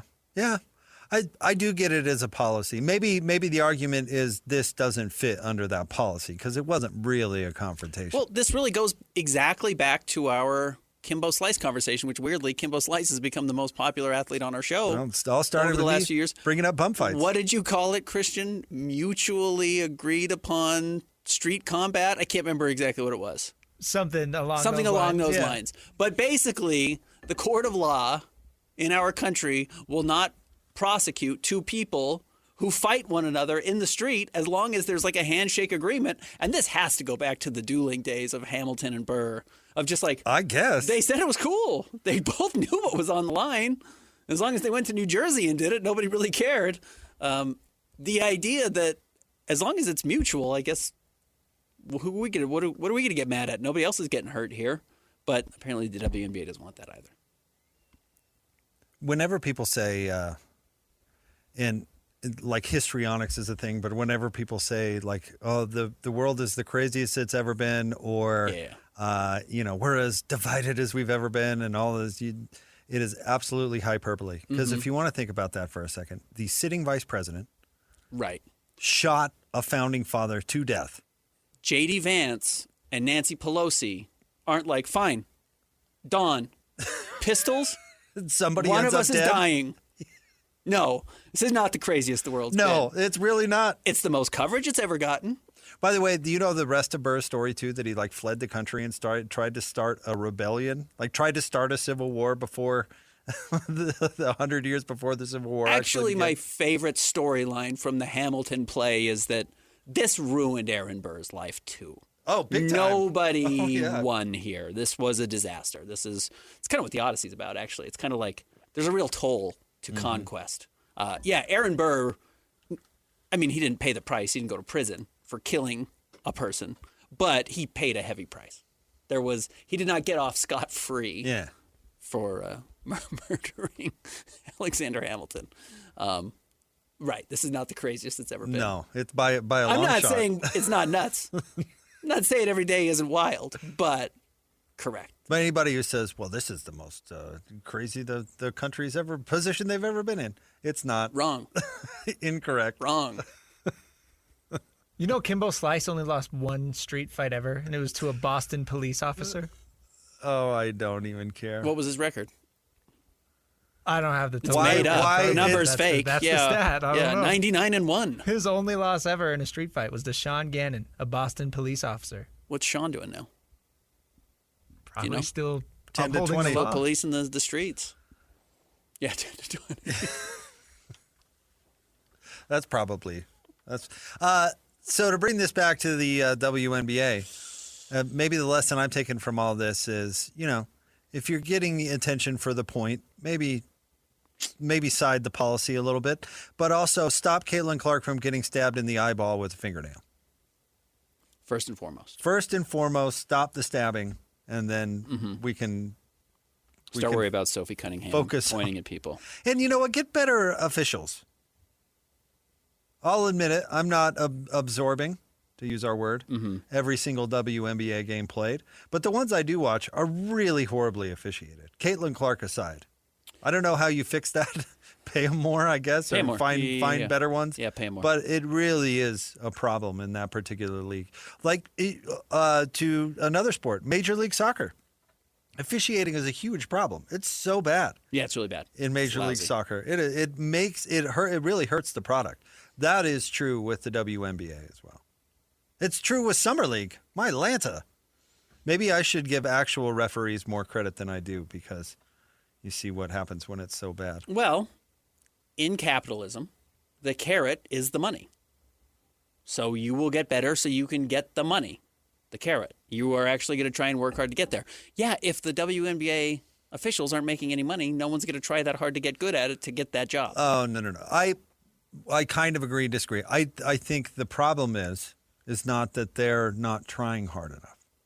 I think the problem is they're incompetent. And the only reason that somebody better than them doesn't have the job is because they didn't apply in the first place because the salary sucks. That's exactly what I'm saying. Right. That's the carrot. I'm not saying the current ones need to try harder. I'm saying the current ones absolutely need right. to be on the unemployment line, and the replacement ones need to be compensated so somebody would actually want the job. No, women's basketball in our country, the WNBA and college basketball is about to explode. It's about to go bananas because some of these women are making so much money now, especially in college, that the carrot has never been juicier. You know, the desire to go out there and make $2 million in NIL, which is more than a lot of WNBA players ever made in their life for a decade-long career, is now available to you. And once people realize, hey, that's a very sustainable way to live and actually it's accessible, people will jump up to get there. That is actually going to work. But until the officials feel like, hey, I can make a living doing this as a full-time job, there's not going to be any desire to actually start working to become a WNBA official. You're right. And then if they don't get that straightened out, you're not going to have a very good league because they will let whoever stab Caitlin Clark every time she steps on the floor. And then she's not going to be on the court. I wonder how many games per year these officials do. They make $1,500 per contest. 22 if you're a veteran. WNBA season is shorter. Yeah, what is it, 35 games? So, I mean, we really are talking about people making like $40K a year. 44 regular season games. So, yeah, you might be making $60,000. Might be. Yeah, it might be. But yeah, that's not going to motivate a lot of people. No, what capable professional, forget referee for a second, are taking jobs that are making very $60K rarely a year? Right. When you're talking about I'm the top of my profession. Yeah, am I going to go ref WNBA or am I going to go be an accountant? You know, like capable, smart people. Yeah. I'm going to pick accounting, even though it's mind-numbing. But I'll make $18,000 more entry level. Entry level, right? Yeah. Versus I worked forever, busted my butt through whatever NJCAA as an official to get to the WNBA, and my reward is 30 games making $1,500 a night. Yeah, I don't want to give them more money to make the current idiots try harder. I want the current idiots to be replaced, pursue new careers in the custodial arts, and then actually hire some people that are capable of putting their pants on in the morning. I think that's a real chicken or the egg scenario that the WNBA and every league probably has to look at. How do we get better officials? Pay them more. Well, if we pay them more, the bozos we have now are never leaving. Are never going to leave. Yeah, no, you got to figure out a way to do a complete change. You need a Caitlin Clark who out of nowhere was just like, I'm just going to be great and I'm not going to make the money off of it. And then maybe if I'm good enough, the money will come on the very back end. But really, probably it's going to benefit the people behind me more than it benefited me. You know, the players now in the NBA, average players, are making way more in NBA salaries than Michael ever made. And Michael made a ton of money in the NBA, but really, really mediocre players now are going to have more NBA salaries than Michael Jordan made throughout his career. I want to say Michael's peak earning was I think it was right around 30. Right. He had a couple of weird years yeah. in the late 90s, and then I don't know what he made with the Wizards. But, yeah, his last couple of years, he got some huge salaries from the Bulls. Absolutely. But he probably made less than $120 million in his career as an NBA player. Like, Kyle Kuzma's going to double that. All right, I've got it. You want to take a stab at it? The most per year Michael made, and it was during the 97-98 season with the Bulls. $23 million. 33. Oh, 33. So he got a real payday. Because it was bananas for the day. Absolutely. And yeah. Locally here, it was somewhat controversial because Karl Malone then started clamoring about how he wanted a Michael Jordan-like contract. Yeah. which I don't think he quite got there. But No. Carl was, I think, in the 20s Mm-hmm. in his pinnacle. But yeah, 33 back then was Unfathomable. Yeah. And it was because Scotty didn't make any. And now Zach LaVine, I think, makes more than $33 million. I think he does. Yeah. Can you imagine? Right.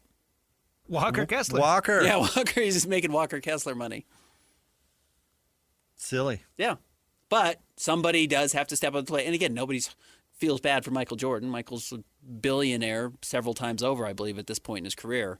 But somebody does kind of have to want to get there without the money being the carrot.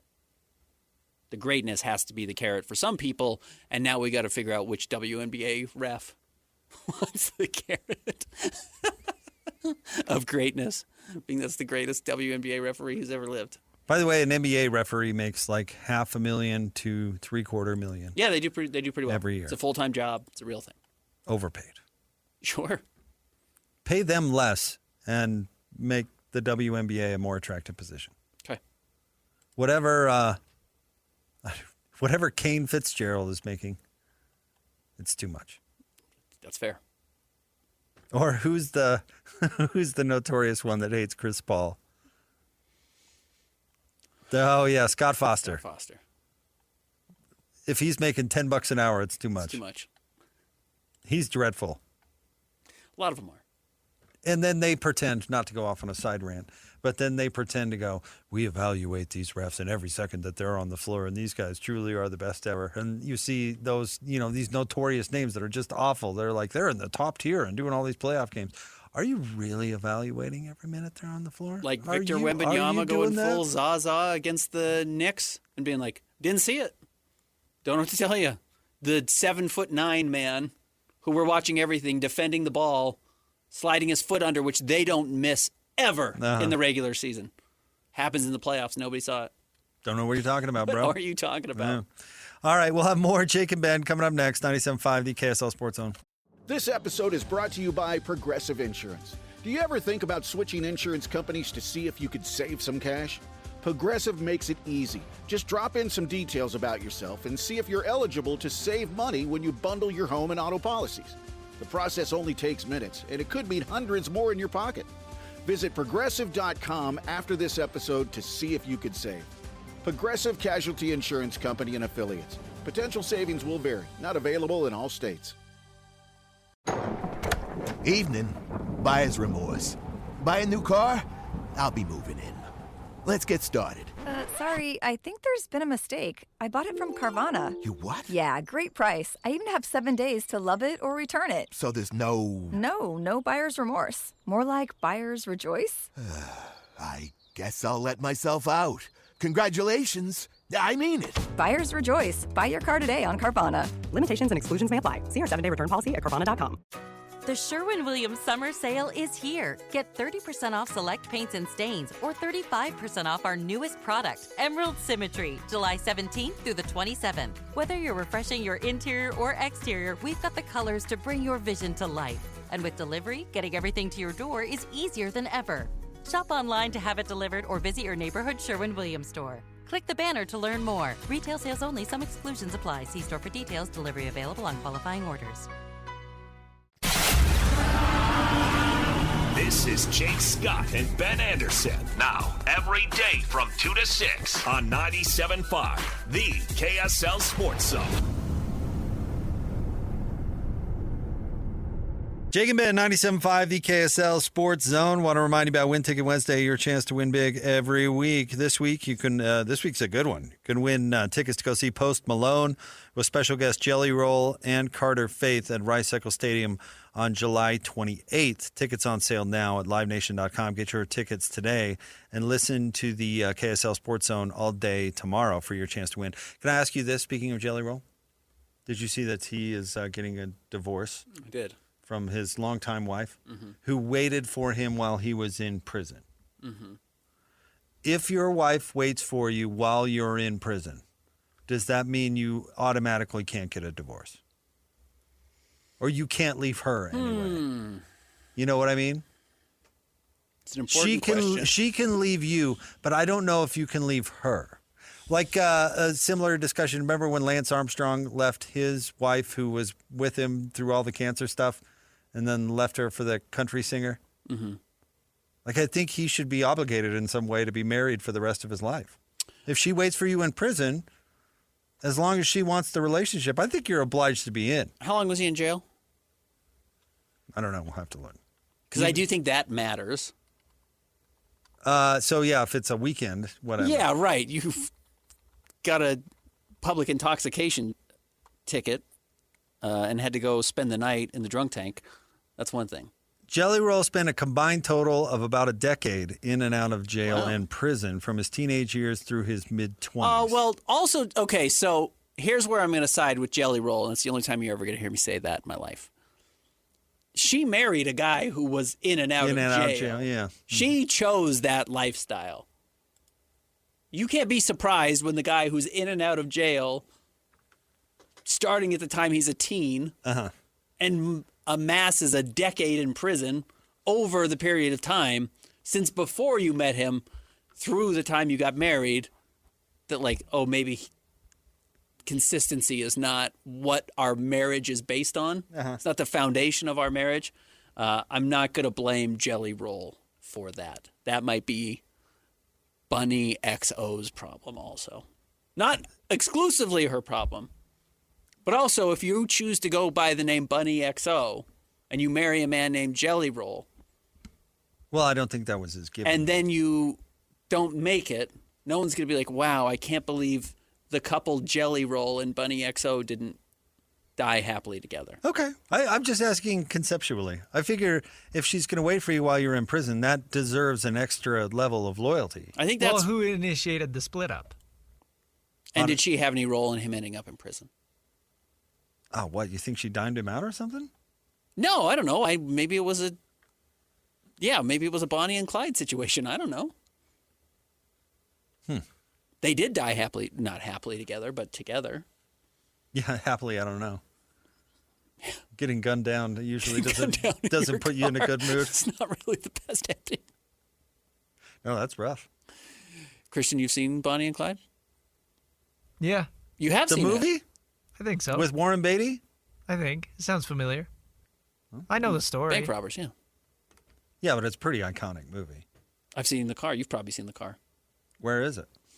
I think it was at the Met for a while. Was it? Mm-hmm. Sounds to me like that's something that would be at the Imperial Palace, even though it's no more. Did you ever see the car collection at the Imperial Palace? This is even more up your alley. It's at Buffalo Bills Resort and Casino in Prim, Nevada. Yeah, I know where Buffalo Bills is. Now I'm starting to think maybe I haven't seen it. That's on the way from Vegas to California, LA. right? Yeah. Which actually makes me wonder if that's why my parents would have stopped somewhere to be like, we're going to go see The Car. To get you guys out of this car because you're killing us. At one point, Buffalo Bills had the steepest roller coaster in the world, but I don't know if that's still the case. If that's still... Cannibal was. I mean, the Cannibal goes upside down, well, right? I mean, it's not steepest. Inverted. It's like longest drop or something like that. Like that? But yeah, the Imperial Palace had a crazy car collection for a while. Appropriate to take your kids to see Bonnie and Clyde's Car? Yeah, it's history. Okay. Elvis's car is at the Country Music Hall of Fame. But he didn't get shot cool. to death in it. No. Like if they put Elvis's toilet that he died on, be like, look, it's the throne where the king died. I'm not sure you're taking your kids to that. His car was pretty crazy, though, for like a 70s car. Had a TV in it and stuff. That Elvis lived the dream, man. Kind of. He didn't live very long. I'd love to go to Graceland. I've never been there. I bet that's cool. Is it still? It still is. It's on the top 5 of the U.S. most visited tourist attractions. Is it? I think so. It's probably one of the only reasons to go to Memphis anymore. I'd go to Sun Records. Yeah. Which I hear is just a teeny building. Kind of disappointing how small it is. I believe it. Yeah, not everything was, top tier back then. No, and they didn't have a lot of money. Yeah. Even though they That's discovered kind of the story, right? all of that talent. That's kind of why it's a story. Yeah, they discovered him and made him famous, and then they all signed with RCA or whatever. No one wants to go visit Virgin Records. No. Yeah, it's a conglomerate. Yeah. It's enormous. Nobody cares. But yes, 5 of the most important musicians of all time going to this one studio at one time is very cool. This one record company. Yeah, the $1 Million Quartet. Yeah, it's a cool story. It is a cool story. That's a good musical. Yeah. I think we talk probably more musicals than any other sports show out there, I would guess. Mm-hmm. We didn't even talk about Cats, and I went and saw it when I was in New York. You did? Well, I saw a thing called Jellicle Ball, which is kind of like Cats. Isn't it the sequel or something? No, it's if Cats was reimagined as a drag show. I had never seen Cats in the first place either, so it was a lot of foreign concepts being thrown at me. It was interesting. I have never seen Cats, and I've got to admit, Cats is last on my desire to see of musicals. So I saw the play, and then I went home and I watched the Taylor Swift animated version, like in the apartment right after, because this was the day after the draft. The play is just cats coming in and introducing themselves, which actually kind of makes sense as a drag show. But, like, it's not a thing. There's no story arc.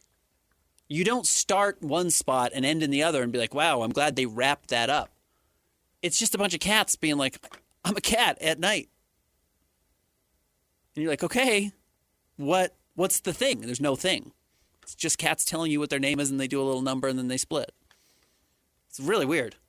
I can't believe it ran for as long as it did. I can't believe that's what you picked. Well, you think it was up to me? I guess not. No, probably. I've seen one Broadway play, and it was Les Mis. Oh. A play on Broadway, and it was Les Mis, and it was the last month of its run on Broadway. So I was glad I got in there. Yeah. Because I had never seen it before, and I intentionally never saw the movie. And then when it came up, hey, what do you want to see? I said, Les Mis. It was amazing. But Cats, no, that was not on my list. Yeah. And I've heard that Taylor Swift Cats thing is just dreadful. Yeah, it's atrocious. And I'm a Taylor Swift fan. unwatchable. Oh, I bet Christian has been forced to sit through it. No, that just clicked in my mind, though. The other day I was wondering why she has stopped acting. And I think that's the reason why. I think that is probably her last acting credit. It got so panned. Yeah. That she wasn't here for the embarrassment. Yeah. She gets clowned a lot for her dancing, and she still does that. Mm-hmm. She was in one of those Valentine's Day movies, whatever it was called. Remember they did Valentine's Day and New Year's Eve. Those movies, it's like it takes place in one night and it has these 5 different stories, and they all converge at some point. Taylor was in one of those. It was not good either. Some people just don't have it. Some people don't have it. Speaking of Elvis, terrific actor. I don't know if I've seen an Elvis movie. I've seen the Hawaii one, whatever that is. Not a tremendous actor. Yeah, I believe it. Maybe that is a What You Got Wednesday. Worst actors? No. Musicians turned actors. Okay. Have we done that? I don't know. Or musician performance in a movie. We can do that. Because there are some good ones. Of course. But there's some really bad ones too. All right. Well, put that on the list. Stay tuned. We'll get to more coming up next. Will the LeWait ever be over? We can talk about that. Do the Jazz need to fix their center issue? I think that's an interesting question. Well, how fixed is the Bosnian beak? I You think that's the answer alone? Does the fixed nose, does he dial his game back to like 8 years ago? Was that what it was holding him back? Yeah. How much was the Maybe beak? he's better than he'll ever be. That's he what can finally breathe. Yeah, that's what I'm saying. I mean, how much was that really holding him back? All right, we'll get into that and more. Stay tuned. 97.5, the KSL Sports Zone. Not only do these guys give you the best Jazz coverage in the market, they've got you covered with the Mammoth, the Cougars, the Utes, and the Aggies. This is Jake Scott and Ben Anderson on 97.5, the KSL Sports Zone. Jake and Ben, 97.5, the KSL Sports Zone. Thank you for making us part of your day. However you may be absorbing the show. Still uncomfortable with that. Listening over the air, watching at KSLSports.com, YouTube, or hello to our friends from the future listening on the podcast. We appreciate everyone doing so. Ben, we continue to LeWait for LeBron. Rich Paul was he, this was Christian from his own podcast, correct? Which I still think it's so stupid an agent has a podcast. Would that annoy you if you had an agent who's supposed to be behind the scenes and is trying to be a celebrity? Somebody who was supposed to be negotiating my contracts also was trying to do their own thing? Do you remember when Suge Knight, what award show was it? It might have been the BET Awards. But anyway, he went up there and he called out Puffy. He said the producer doesn't need to be in the videos taking up all the attention, and it was his kind of shot at the East Coast, because that's not what the executive or producer is supposed to be doing. It's supposed to more be about the artist. Yes. As opposed to that person sucking up all the attention. Wouldn't you say the same thing about an agent? If you were his client, wouldn't you be like, what are you doing on a podcast, dude? This isn't about you. Go get my Sprite deal. It's a difficult thing that does happen in radio when a program director also has their own show. Inevitably, you're going to try and protect your own show, but you're also the program director who has to take care of all the other shows. It's hard to do. You did both. I did. And I'm sure you have a more intimate understanding of the difficulties or the why it's possible. But yes, if your agent wants to get out there and says, well, I'm going to turn myself into a star, you're probably thinking, what? I thought you were representing me. That's why I'm giving you 10% or whatever of all the money you make. Yeah, you have enough time to record a podcast? I don't think so, Would dude. you find more work for me? Come on. In all honesty. But whatever, he has his own podcast. Let's play a clip from that. Rich Paul talking about no rush on the LeBron decision. None of these people know anything. Nobody knows nothing. And I say that respectfully because we haven't made it to where anybody knows anything. I think it's important for people to understand we're not making this about attention and a spectacle. It's not about a decision or anything like that. He has a choice to make. He has a business choice to make. Like that? We're not going to sit here and decide or allow someone else to decide when he makes that decision or that choice. It's a business choice that he's making. And I think as an athlete, why is it that an athlete has to rush his choice? From a business perspective, you are making a choice between jobs, high-level jobs, and you've earned the right. You're a big-time executive that's with an unbelievable, arguably the best resume in the history of your job. Who's rushing you? Okay. Nobody. There is some natural irony of trying to pretend like you're not familiar with the attention you bring to the world when, by just being this man's agent, you're famous enough to date Adele, have a podcast of your own, go on ESPN anytime you want, and be a household name. Hello. There's obvious irony there. Mm-hmm. Rich Paul, don't say you're not doing this for attention. You exist based on the attention generated by LeBron existing. Mm-hmm. That's how famous LeBron is. So while that may not be, at least you're saying your top priority right now is garnering as much attention as possible, you recognize you've built this attention machine. Rich Paul, you've done it as well as anybody. You've benefited more than anybody. Truthfully, maybe more than anybody off of LeBron's ability to create attention or draw attention. You are a uber famous, wealthy person, speaking of Rich Paul, because of this exact side effect of who LeBron is. So the idea that you would think, well, that has nothing to do with what's going on right now is, it's not ignorant. It's not naive. It's, what's the word I'm looking for? Not ill-intended, but it's obviously false. Well, my response would be, one, that's not how the NBA works. The NBA, I mean, he has a time period on which he needs to make a decision because the season is going to eventually start. And he's not currently under contract. And it's not like he's got a zillion options. It's not. Plus, he's also an old man. Mm-hmm. So if you're trying to hire the CEO of, I don't know, give me a CEO of Disney. Mm-hmm. He's currently in a job and he can wait as long as he wants because he's currently employed. Correct. And the other people are the ones who want him. That's not the situation that LeBron's in.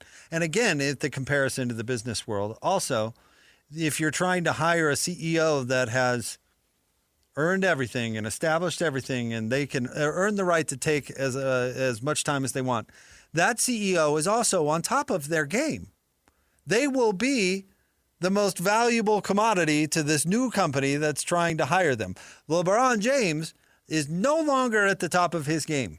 He is no longer LeBron James, the first-team All-NBA player. Right. You and I can argue about how good he still is. Not my point. Right. He is no longer... We're not arguing is he the best player in the game.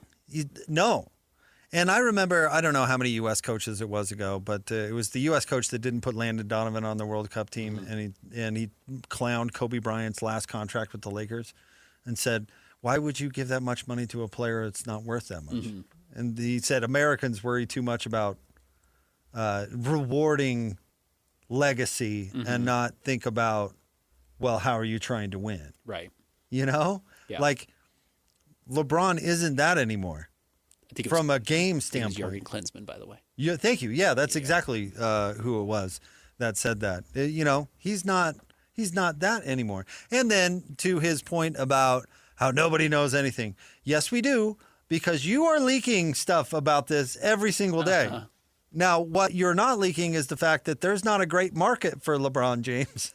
You're trying to leak into existence teams that actually want him, and that's just not true. I mean, it makes it seem like, oh, he's going to be patient because he's choosing any team in the league. That's not the case. That's not the case either, no.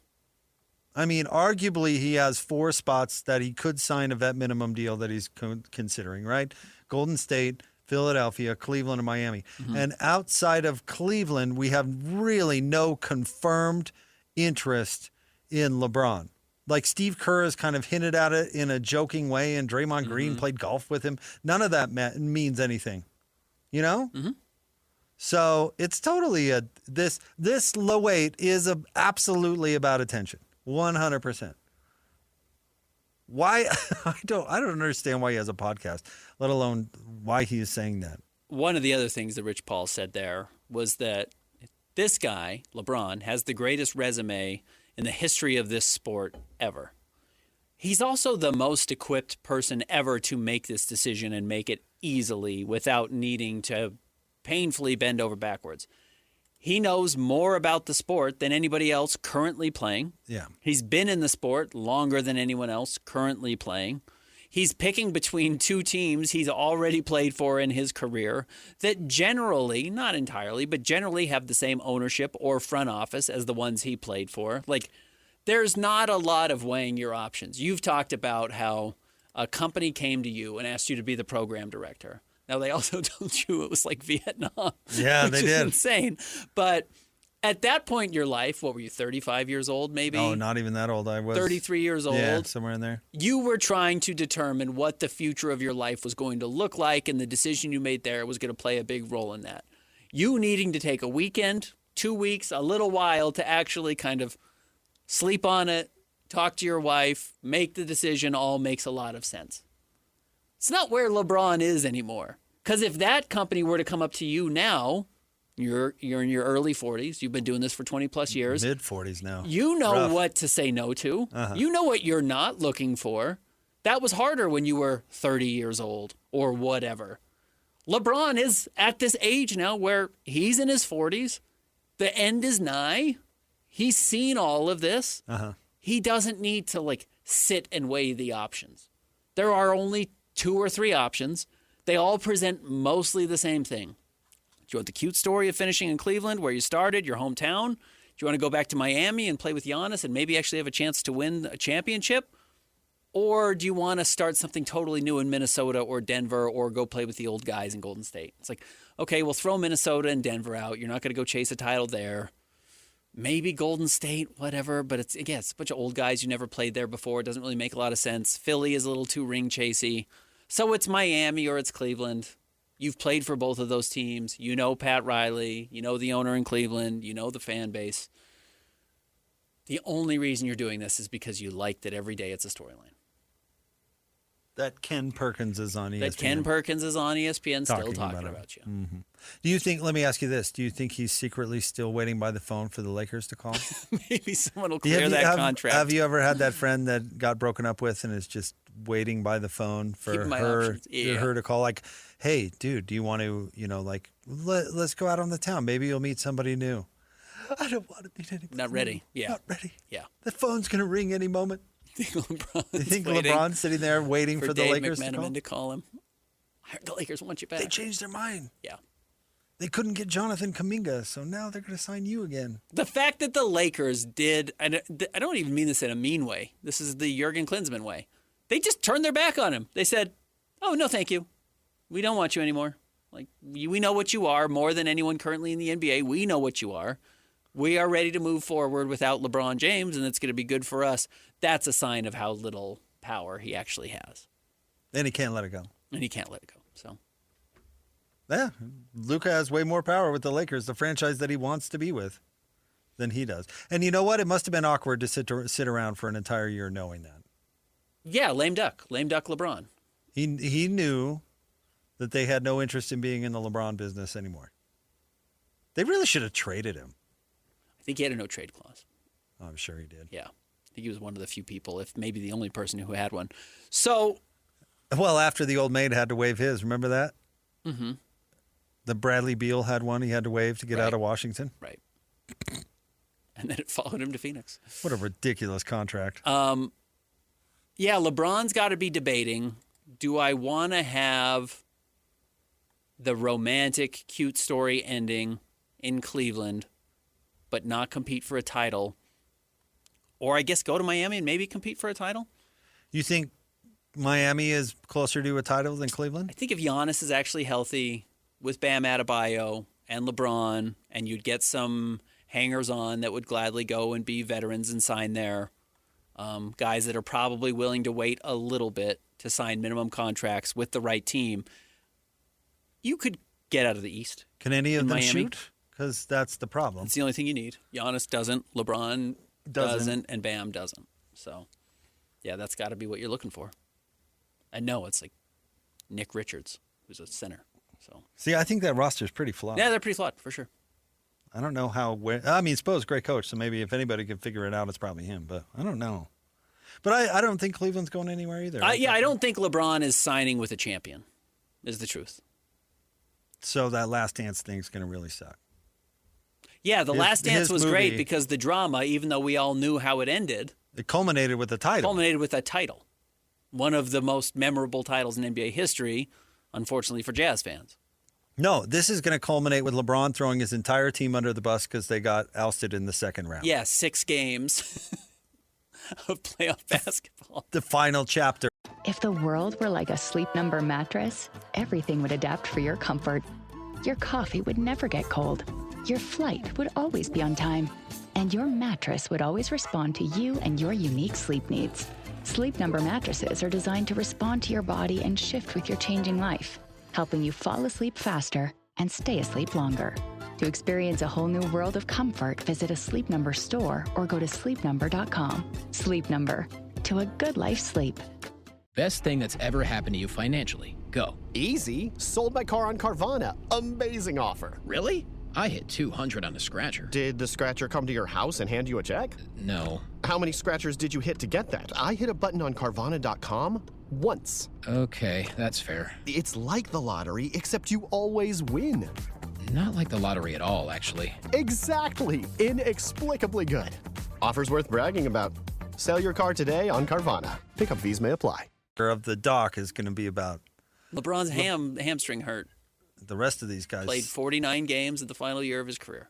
Donovan Mitchell didn't hog the ball so much, giving it to LeBron, then Cleveland would have had another title, but alas. Yeah. Trying to set this up to be the perfect ending, not going to work. I wouldn't think so. Which is why I think he probably ends up in Cleveland. Because at the very end, at worst case scenario, even if they only play 6 games in the playoffs or make it to the second round, he can say, but man, did I end where I started. And isn't that nice? So manufactured. I'm a bigger man who is willing to go back to the small city to play, the small franchise to end my career because my heart never left Cleveland. The only place I've ever been where people are grateful for my presence. Even though I've treated them so badly over the years, they're still just dying to be in my presence. Yep. Meanwhile, the Lakers turn their back on him. I still don't think he ends up in Miami because I don't. Pat Riley was pretty bent when he left the first time. Pat was on, whose podcast was he on? He was talking to somebody. Might have been ESPN or Mad Dog or somebody who I can't remember who he was talking to. But he said, I'm not calling Rich Paul every day to check up on LeBron. And he's playing it off like I have such mutual respect now for LeBron I'm going to let this guy make an adult decision as a man. This is not courting him when he was 26 years old or whatever it was when he made the decision. No, the difference is that LeBron's not worth courting every day. That's the actual difference. He's getting the vet minimum or a little bit more, and he's not going to single-handedly win you a title. You know why he should pick Cleveland, in all honesty? Because he can dominate that locker room. Mm-hmm. He can't dominate the Miami locker room. He cannot outshine Giannis. He can outshine Donovan Mitchell and James Harden. Mm-hmm. He can't outshine Giannis. Or Spo, for that matter. That's the other part of it. He can't outshine Spo. He can dominate Kenny Atkinson. Yep. And he can dominate Donovan Mitchell. But and he Spo, Pat Riley, and Giannis, maybe even Bam. It's not gonna be about him at all. Yep. He's gonna pick Cleveland. That's why he's gonna go to Cleveland. I think you're right. Yep. Kenny. Terrible coach. How did they not fire him? I don't know. I feel so hoodwinked by him because I actually thought he was a good coach. But to watch a team lay down like the Cavs did in the playoffs. As bad as we've seen. Disgusting. Yep. So LeBron goes there because then he's the puppet master. Imagine when he sees how fat James Harden is. I can't get over those pictures I saw the other day. My favorite player now in the NBA. He's the guy from high school that you don't see for 10 years, and then you see him at a reunion or something. You're like, whoa. Whoa. Big James. Hey, guy.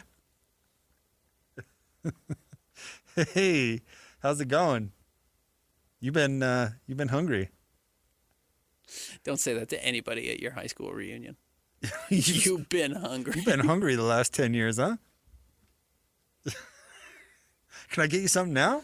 You need an hors d'oeuvre or something? Christian, you get to go to your 10-year high school anniversary? I probably will. Okay. Unless I'm busy. I don't know. I might be busy. I really enjoyed my 10-year You went to 10. reunion. I really did not enjoy my 20. Okay, I didn't go to 10. I went to 20, and I enjoyed 20. Did you? Yeah. I did not. Yeah.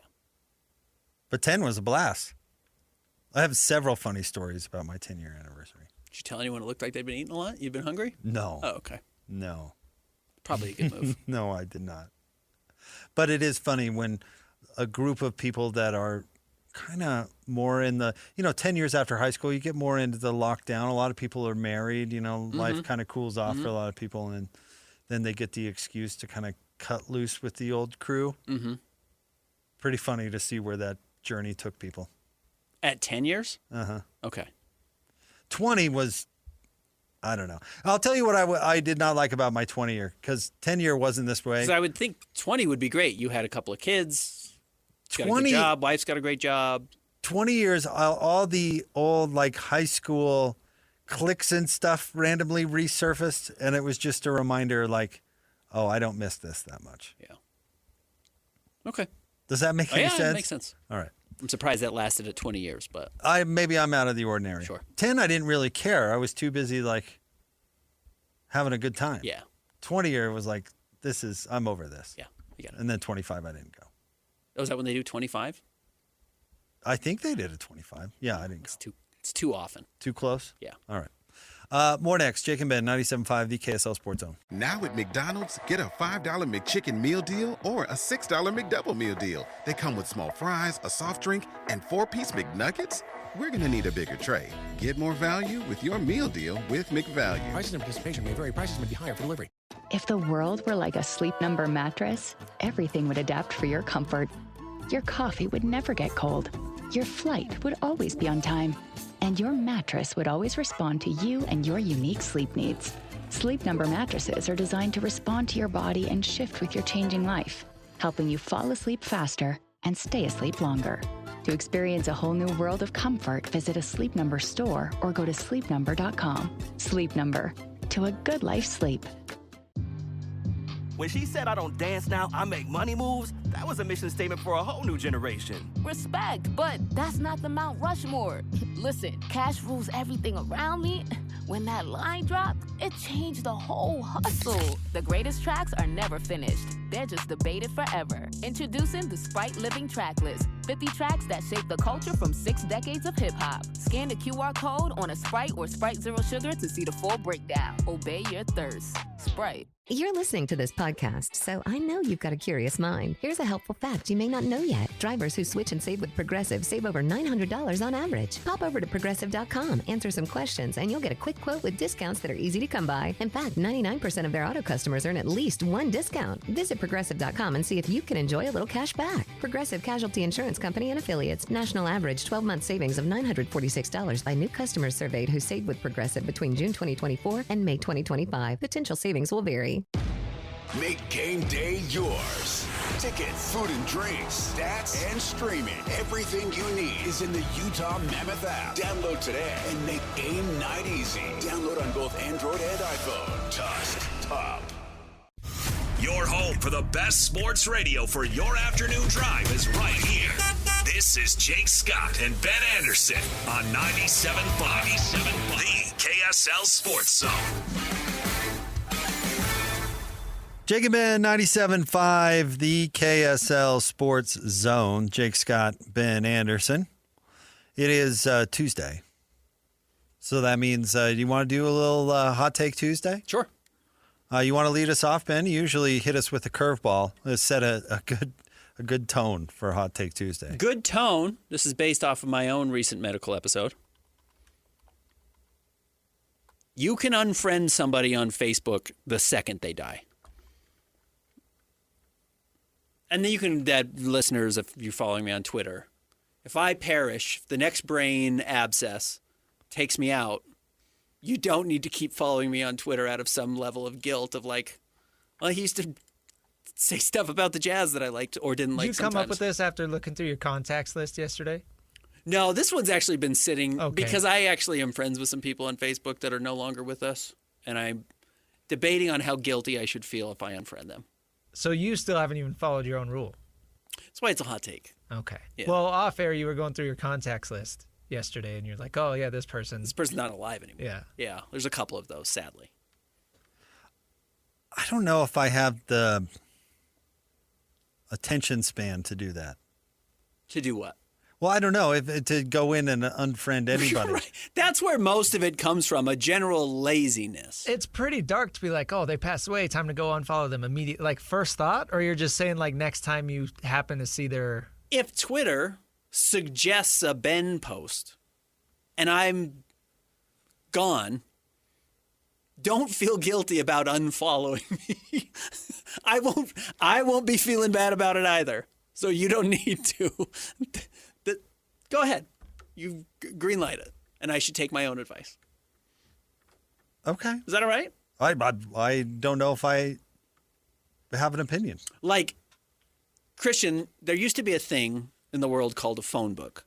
And the white pages, it listed everybody's phone number. But did you actually have to pay to get in it or pay to get out of it? It was just kind of a public service. Yeah. You had to pay to be in the yellow pages because it was advertising. Right. But as soon as you die, they take you out of the white pages because the census doesn't have you anymore. They pulled you out. They didn't feel guilty about it. I think you can take the white pages approach to me on social media, Facebook. This is my closest friends. I mean, if you want to follow Instagram, like I remember the cool old photos of Ben. But like, I'm not posting anything new on Twitter. You can unfollow me. Is that all right? Sure. Okay. Yeah. Thank you. Christian, a hot take? Yeah. Completely different direction here. Huh. Mine, I'll go sports related. This has to do with the World Cup. I actually don't think that if the United States focused all of their best athletes on soccer, I don't think they'd be a soccer superpower. There's no reason to believe that other than just saying, oh, we have good athletes, you know? You look at the countries that were just in the World Cup final, like think of Argentina and Spain. Those guys have always been good at soccer. There's no reason to think the United States would dethrone them simply because LeBron James is playing soccer and not basketball. I don't know. I totally disagree. Okay. And absolutely it's a numbers game. What do you mean? The population of the United States compared with the population of Argentina, right? Okay, why does India not have the best soccer team Hold ever? on. It has to do with other things. But if our children grew up as soccer was the number one priority for every athlete, and that was the infrastructure, much like it is in Argentina, mathematically speaking, our team would be far superior, which is true in pretty much any sport. If downhill skiing were the United States' number one priority, well, Norway or whatever team, country it is that dominates skiing would never win another medal. But in Norway, Ben, what do they all grow up doing? Skiing. Skating. Skiing. And so they dominate the Winter Olympics. Are we shocked? Mm-hmm. So I would say, Christian, it's also not just a population debate, it's also an infrastructure debate. And here's where maybe you have a point. If the interest in infrastructure in soccer were the same, but yet Michael Vick played soccer and wasn't developed in the proper way, then maybe I would agree with you. But if soccer were a priority in this country, then there's no way. With our population and with resources. our population, resources, all those sorts of things, that I could come along with that take. I don't know. I think we have plenty of good athletes that end up as soccer players. Have you ever seen an Argentinian ski the Super G in the Winter Olympics? No. I have. I don't watch skiing. I've seen it. And guess what?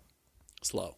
It's ugly. Slow, Right. nothing. Slow would indicate they made it to the bottom of the course, which absolutely was not the case. You don't realize when you're watching the Super G on TV that a lot of these countries that really don't have skiing infrastructure but still have athletes that qualify. Uh-huh. Yeah. The speed with which you finished only gets talked about because you finished. Right. The guy who doesn't finish the race, no one says, but did he go fast at least? We're on the bottom of the course, and there's one final hump. So you have to watch the screen, and then you get to see the very bottom of it, at least where we were at Snow Basin. And do you know how many people either slid over that last hump or didn't make it to Never the made last it. hump to begin with? It's way more than you would think. Yeah, I believe it. Because nobody cares about skiing in Argentina. They don't have the resources, and their athletes are playing soccer, not skiing. Mm-hmm. Basketball is the most watched and followed team sport in China. And they are by no means a superpower in basketball. There are actual demographic issues here where you look at average height by country. Sure. Which has to do with the history of genetics, the history of food available in certain countries, and it's why the NBA, as they have decided to spread the league out as much as possible, the first place they went was not NBA South Korea. They decided, let's build NBA Africa. Right. They went to NBA Africa because historically or currently, some of the tallest countries in the world come from the continent of Africa. And they thought, let's go there. There is height, and we think there's a huge population, and we can probably create better basketball players than you would in the shorter countries. Now, to your point, Christian, or bringing up an example, people that say, what if LeBron James played soccer? I totally agree. LeBron probably would have been a super crappy soccer player because being 6'8" and 260 doesn't necessarily benefit you in soccer like it does in basketball. I would say the examples are more like, what if Gary Payton played soccer? What if Michael Vick played soccer? What if Barry Sanders played soccer? What if these just unbelievable athletes that have more of a soccer build decided to work on their soccer skills for their entire life instead of whatever? But do I think that Kevin Durant would have been a good soccer player? No, I absolutely do not. But some of these other dudes that are just uberly incredible athletes that have more of a soccer type build, like Gary Payton, 6'4", what, Ben, would you say, like 195 pounds? Mm-hmm. Imagine putting that dude as your forward. Can run like the dang wind. Right. I mean, if he grew up honing his soccer skills at the level that they do in Argentina, dude, come on. That's more the example. So I guess, I don't know, do other countries just not have good athletes? Like, does the United States just have naturally good athletes, is what you're saying? Some are bad. Well, I was arguing the numbers that just so many people live here. There are bound to be more we also athletes. Have such an ease of life that we can put our kids in sports. Right. You can spend your entire weekend not working, and also your kids don't have jobs, which is not the luxury that a lot of places have. That is true. You know what the tallest country is? This surprised me. The Beaks. Oh, Bosnia? Bosnia and Herzegovina. Wow. Average male height, 5'11 and a half. How about that? Big dudes. All right, Ben, I have a hot. I don't know. Is this hot takey? If you have, if you're having a good time, and you're maybe if his fans are rocking. No. If you're partying, if you're at the club and you're indulging and you're having a good time and you're enjoying music, live music in particular, and you have the impulse to grab the mic. I don't care who you are, you can't do it. You got to fight that impulse. If you've had a little too much. Not a hot take is the only problem. Well, maybe. It depends on. Okay, let me tell you why I'm bringing. Yeah, I'd love to hear it because I also have an anecdote to follow. We talked about the story involving Travis Scott and being in a fight at the bar, at a club or a bar, and the police having to get involved. Jordan Clarkson was there. Yeah.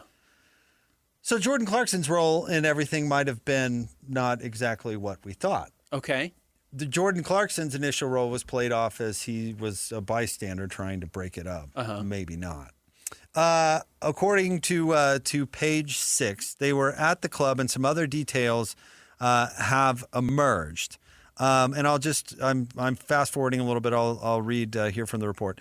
Some sources tell us Clarkson accidentally started a confrontation with Scott by rambling slightly incoherently on the mic. Some tell us Scott was trying to protect Clarkson from other would-be assailants, and yet other sources say that Scott and Clarkson were each involved in their own dramas that just happened to reach a boil at the same moment and get them both booted. The report goes on. Either way, everyone seems to agree that Clarkson had got on stage with the evening's performer, 50 Cent, and things got a bit weird.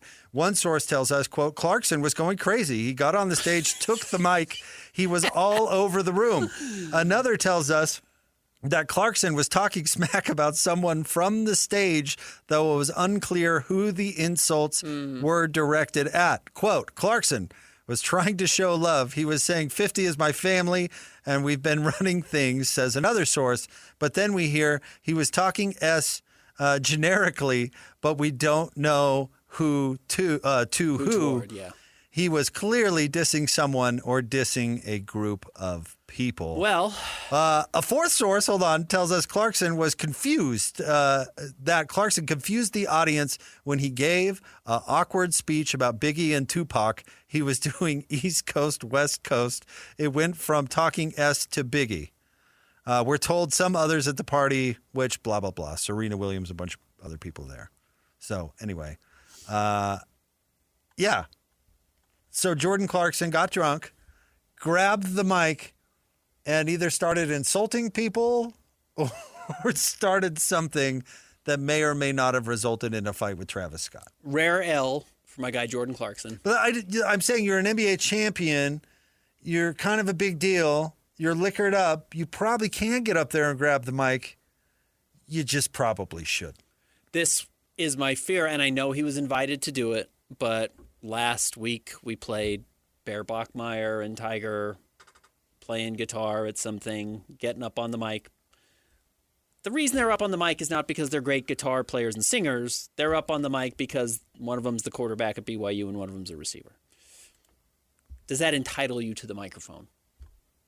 There's a lot of people who play guitar and sing. It doesn't mean they're any good at it, nor do I necessarily think, as nice as it would be for Bear Bachmeier and Tiger Bachmeier to go to the old folks' home and serenade the elderly as a community service, I don't know if it means you have to get on the mic anywhere you get. Jordan Clarkson might be my favorite basketball player of all time. I don't need him on the mic, especially if 50 Cent and Travis Scott are there, who actually are pretty interesting when they're on the microphone. It's what they are really good at. The same way I don't need to see Drake costume himself in full head-to-toe Kentucky garb and get in the layup line and try and make layups. I don't need to see Drake pretend to play basketball before a Kentucky game. I honestly don't think your comparison is apt. I don't disagree, but Clarkson didn't try to rap anything. He just grabbed the mic and started insulting people. Don't do that. That's a different thing. He's not trying to be 50 Cent. He's just being an idiot. Rodney Dangerfield. Or I don't know. You can't don't jump on the mic and start shouting insults. Like, Generally, it's just not a good idea. Don't grab the mic. That's my hot take. Don't grab the mic. Just don't fight that instinct and continue having a good time. In my business, which also happens to be your business, that should be the golden rule. Don't grab the mic. Just don't. Not pretending that you and I have some superpower, but what we do probably isn't exactly what it looks like we do. And Jordan, and whatever his status was here, blurred that line of what the person up there was doing versus what he thought he was going to be able to do was not the same thing. So don't grab the mic, Jordan. So my main worry is, what's the relationship like now between Jordan Clarkson and Travis Scott? That's my biggest worry about this whole story. I'm sure it's fine. Oh, I'm sure. I hope they're okay. He probably just gave a hungover "I'm sorry, dude" call the next probably day. Sent him a text and just said, "My bad." Okay. I won't do that anymore. Overdid it a little bit. Shouldn't have grabbed the mic and started insulting people. That was probably a bad idea. So I got married in December, and my wife and I, the night, we didn't have like a big reception or anything. We just eloped, and we went out and had dinner, and then we stopped by Keys on Main, which is a dueling piano bar. Yeah, it's a fun bar. It's a fun bar. When you go to Keys on Main, what are you going to do there? Listen to two people play dueling pianos. You're not there to watch the 22-year-old girl who decides, I'm going to get up on stage and start dancing seductively to the two piano players up there. And that's exactly what a girl tried to do while we were at Keys on Main, and they had to throw her out. Yeah. And she tried to get my wife to come up on stage and join her.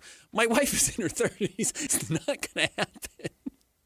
But 22-year-old girl at Keys on Main for the first time can't be doing it. Jordan Clarkson can't be doing it either. After 6 Appletinis, you might think it's a good idea to stand up on the stage Never and a good dance. idea. It's not. You got to fight that urge. Recognize I don't know why you're there. I don't know what that urge is. You're you there gotta to see it. the dueling pianos, or I'm there to see 50 Cent do It's Your Birthday, or whatever. I'm not there to see Jordan Clarkson become an insult comic or a 22-year-old in low-cut jeans dance on the stage.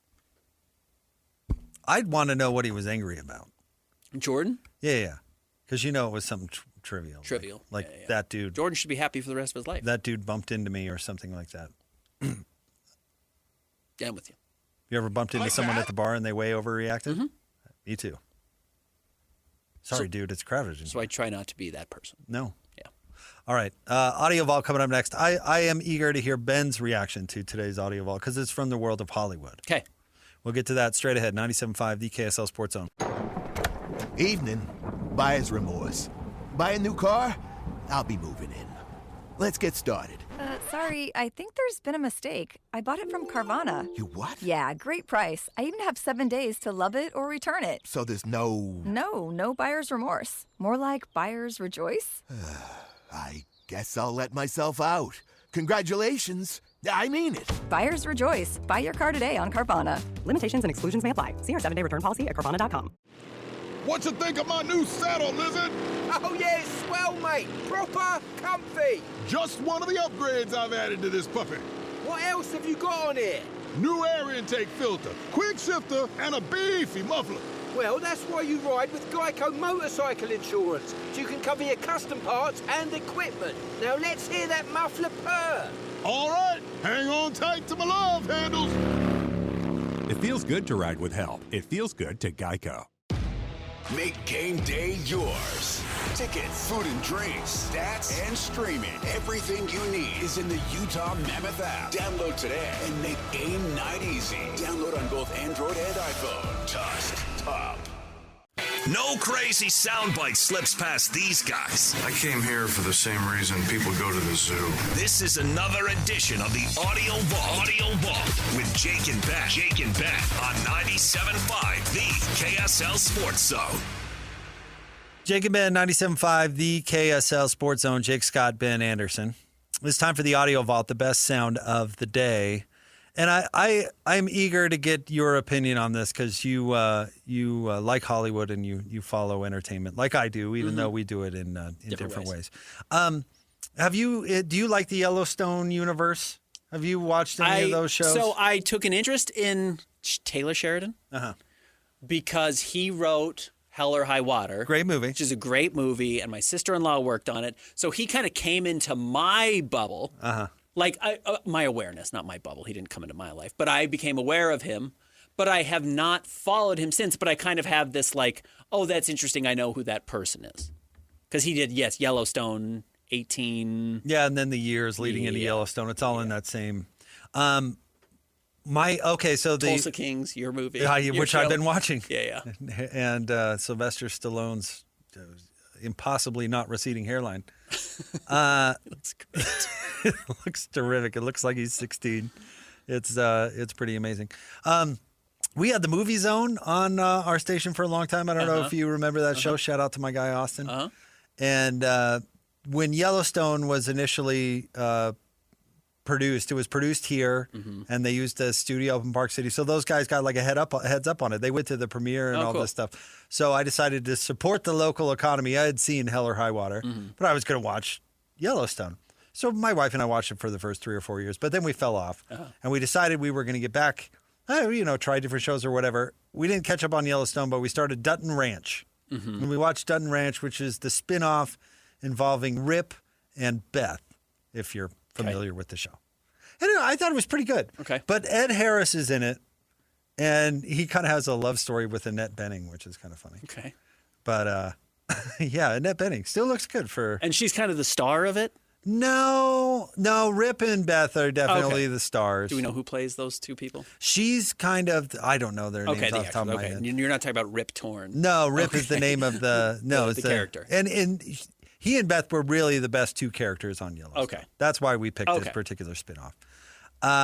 But Ed Harris is in it, and he plays a vet who's in love with Annette Bening, and Annette Bening's kind of the bad guy. So Ed Harris was stopped, Ben, on the red carpet somewhere. So he was asked by a journalist at some sort of event about his experience filming Dutton Ranch. Now, this is a couple minutes long, but bear with it, because I do think the end is the best part. All right, here we go. Midway through the first season, I was ready to get me the out of here, to tell you. Why is that? Because I didn't feel I was being used. I felt a little bit misled.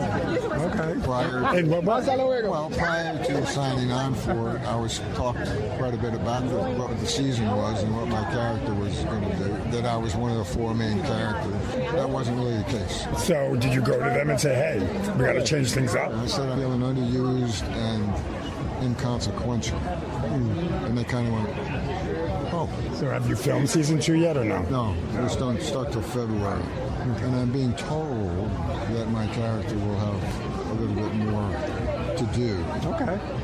It just was a little frustrating, to tell you the truth. Yeah. You know, when I watched the season, and it's fine. And I thought it was pretty good, and I felt fine about what I did in it. And it seemed like I was relatively important to the story. Right. But the doing of it did not feel that way. You wanted to do more. But the thing that really pissed me off, to tell you the truth, the first episode, I think it was the second, one of the things they told me before I signed on, hey, you get to sing in the bar.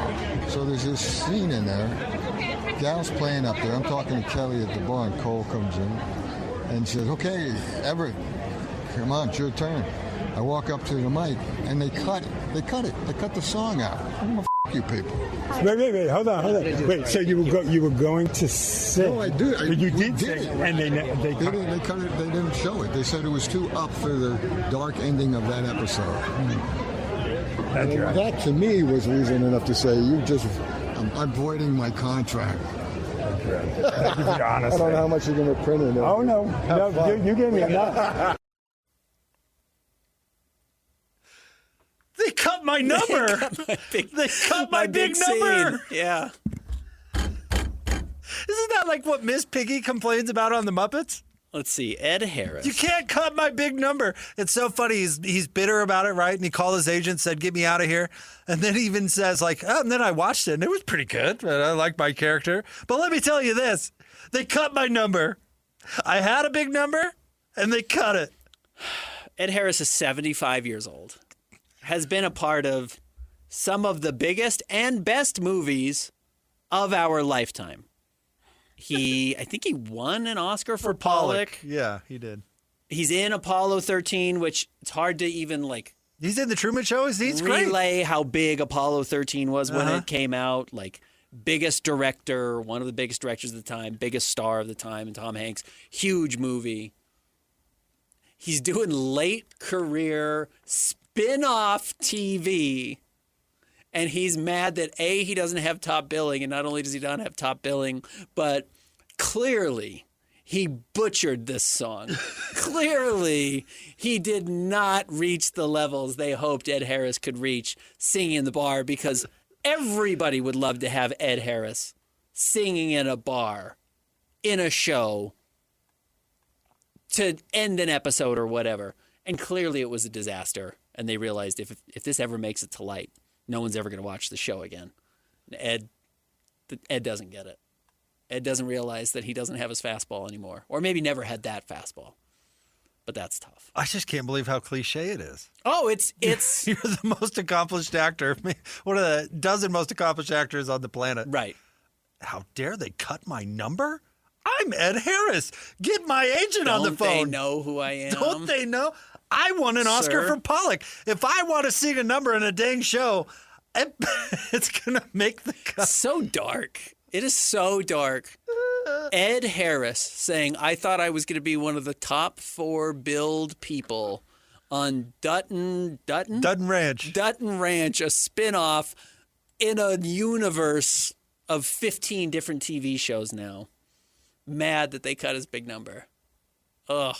I'm going to think about this. Is going to haunt me for the rest of my life. I hope you realize it. Because the next time I feel like, I should fight for myself a little bit, I should make sure that, like, you don't want to give up all of your career to somebody else. You want to make sure that you still are proving your value. I'm only going to hear Ed Harris saying they cut my big number from Dutton Ranch, and I'm Ed Harris now. I like that he even said the show turned out pretty good and he wasn't unhappy with his character. And you're like, why is this guy so mad then? Then you find out it's because they cut his number, dude. I had a big number. I was up there. I was singing. I had a guitar. So dark. They cut it? How dare they? How dare they? Well, imagine all the work, all the prep. He's like, today's the big day. I'm filming my musical scene. I've been practicing the song for weeks, making sure my pitch is just right. Never saw the light of day. Never saw the light of day. Christian. Here's what you don't realize, and here's maybe what our listeners don't realize. Now, you and I know psychopaths from this business. There are psychos. Ed Harris wrote a song, a crappy song. He brought his own guitar to set. It was his idea to record this at the end of the episode. It had to be. The writers/producers just said, like, just let him do the number. Just let him shoot it, and we'll get out of here, and it's never going to be on the air. But he's 75 years old. He's kind of curmudgeonly now. Just do it. And he did it, and he still complained about it. That's what actually happened here. Because I know this person. I've seen this person. You cut my number. You cut my article. You cut my podcast. You cut my tweet. Whatever it is. The number is the stand-in for whatever value you thought you still had that made you special. This is... Yeah, but I feel like... Okay. This hurt to listen to. Okay, here's my example. Booner. Legend. Been on the radio since the 80s? Do you think Booner gives one dang about his airtime with Locke? Do you think Booner, he just does his thing? Do you think he's timing how much he's talking? When David says, we'll come back and get to our final thoughts, and the producer, Jamil, has a heart out and doesn't get to Booner's last thought, Booner doesn't throw his headset down and storm out of the arena. How dare they? I can't believe they didn't get to my final thought. Yeah, exactly, right? Correct. You think Booner cares at all? Booner says, no. The hotel's still paid for? Cool. All right. I know where I'm going. That should be Ed Harris at this point in his career, no? You would hope so. Like the checks cashed, Ed? Yeah, right. Ed, you're doing nothing. Right. Annette Bening's doing all the heavy lifting here. And you're mad that you thought you were going to be a bigger star on Dutton Ranch. Streaming only. You know an underrated movie? The American President. Speaking of Annette Bening. Isn't that what it's called? The one with Klein? Kevin is... No, that's Dave. Oh, that's Michael Douglas. It's Michael Douglas. Where Michael Douglas is going out on dates? Uh-huh. Yeah. He's a bachelor who's the president. Yeah, it's a good movie. Yeah, it is. Yeah. Underrated movie. Yeah, and Annette Bening's good. You're right. Good call. Christian, after you watch Almost Famous, American President. Christian has no idea who Annette Bening is. You might not know who Michael Douglas is. Who's Michael Douglas, Christian? Ant-Man. No. Yes, he's in Ant-Man. He's in Ant-Man? Yeah, is he is. Okay. Uh-huh. And I've only seen like 2 Marvel movies, and that happens to be one of them. He is in Ant-Man. Okay. Who's Annette Bening? Couldn't tell you. Oh, yeah. man. She's charming. She's awesome, yeah. She's I good. didn't even know Ed Harris coming into this. I thought he was just some grumpy old guy. Are you serious? Yeah. Okay, Almost Famous is first, but Pollock should actually be on the list. Pollock is a really good movie. And he was a really tortured artist. Mm-hmm. I mean, Truman Show. He's good in Truman Show. We should do Ed Harris movies. Okay, I'm happy to do Ed Harris movies. Can we get to 10? I'm sure we could. Yeah, we can. They cut my number, dude. And he couldn't wait to tell this reporter, this bozo reporter. That was the thing. So the saddest part about this clip, I know we are so over. It's worth it. There's like 30 seconds left in this clip. And the reporter sees Annette Bening or whoever it is coming down the red carpet. And it's like, thanks, Ed. You hear him. He says, thanks, Ed. And Ed's like, no, hold on a minute. I got more to say. You're the first person who's listened to something Ed Harris has had to say in months. And then continues off with his diatribe, complaining about the producers of Dutton Ranch. This is one of the darkest clips you've ever played on this show. I thank you. Yeah, that was... Shout out to Ed. Yeah, it was painful. All right, more next. We'll get to Live at 5. Ben wants to talk a little jazz. We'll sink our teeth into it straight ahead. 97.5, the KSL Sports Zone. You wanted to do more. But the thing that really pissed me off, to tell you the truth, the first episode, I think it was the second, one of the things they told me before I signed on, hey, you get to sing in the bar. So there's this scene in there, gal's playing up there, I'm talking to Kelly at the bar, and Cole comes in, and says, okay, Everett, come on, it's your turn. I walk up to the mic, and they cut it. They cut the song out. It's the best station, period. Let's be honest. These guys have the best job on the planet.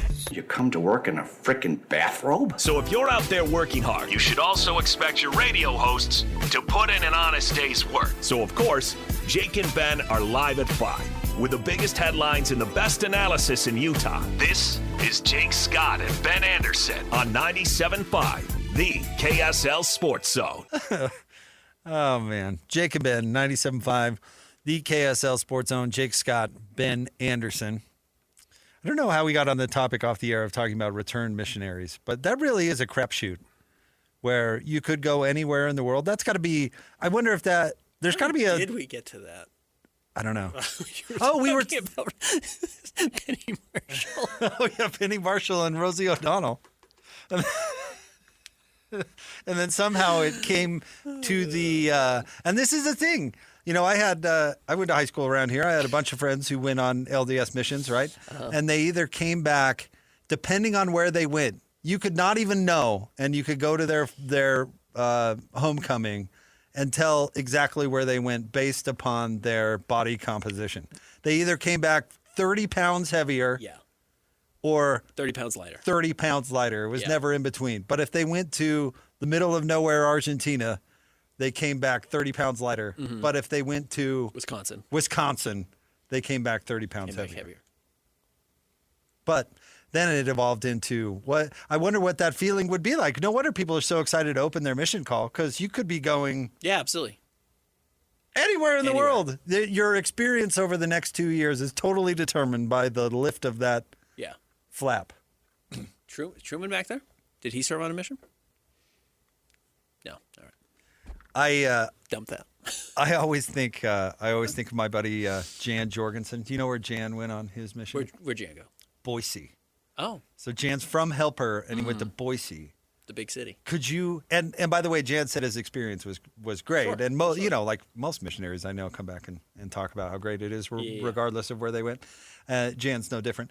But opening the flap and pulling out Boise, you'd have to fake excitement, right? Bolivia? No, Boise. Not Boise. Bolivia. You'd have to be like, yeah.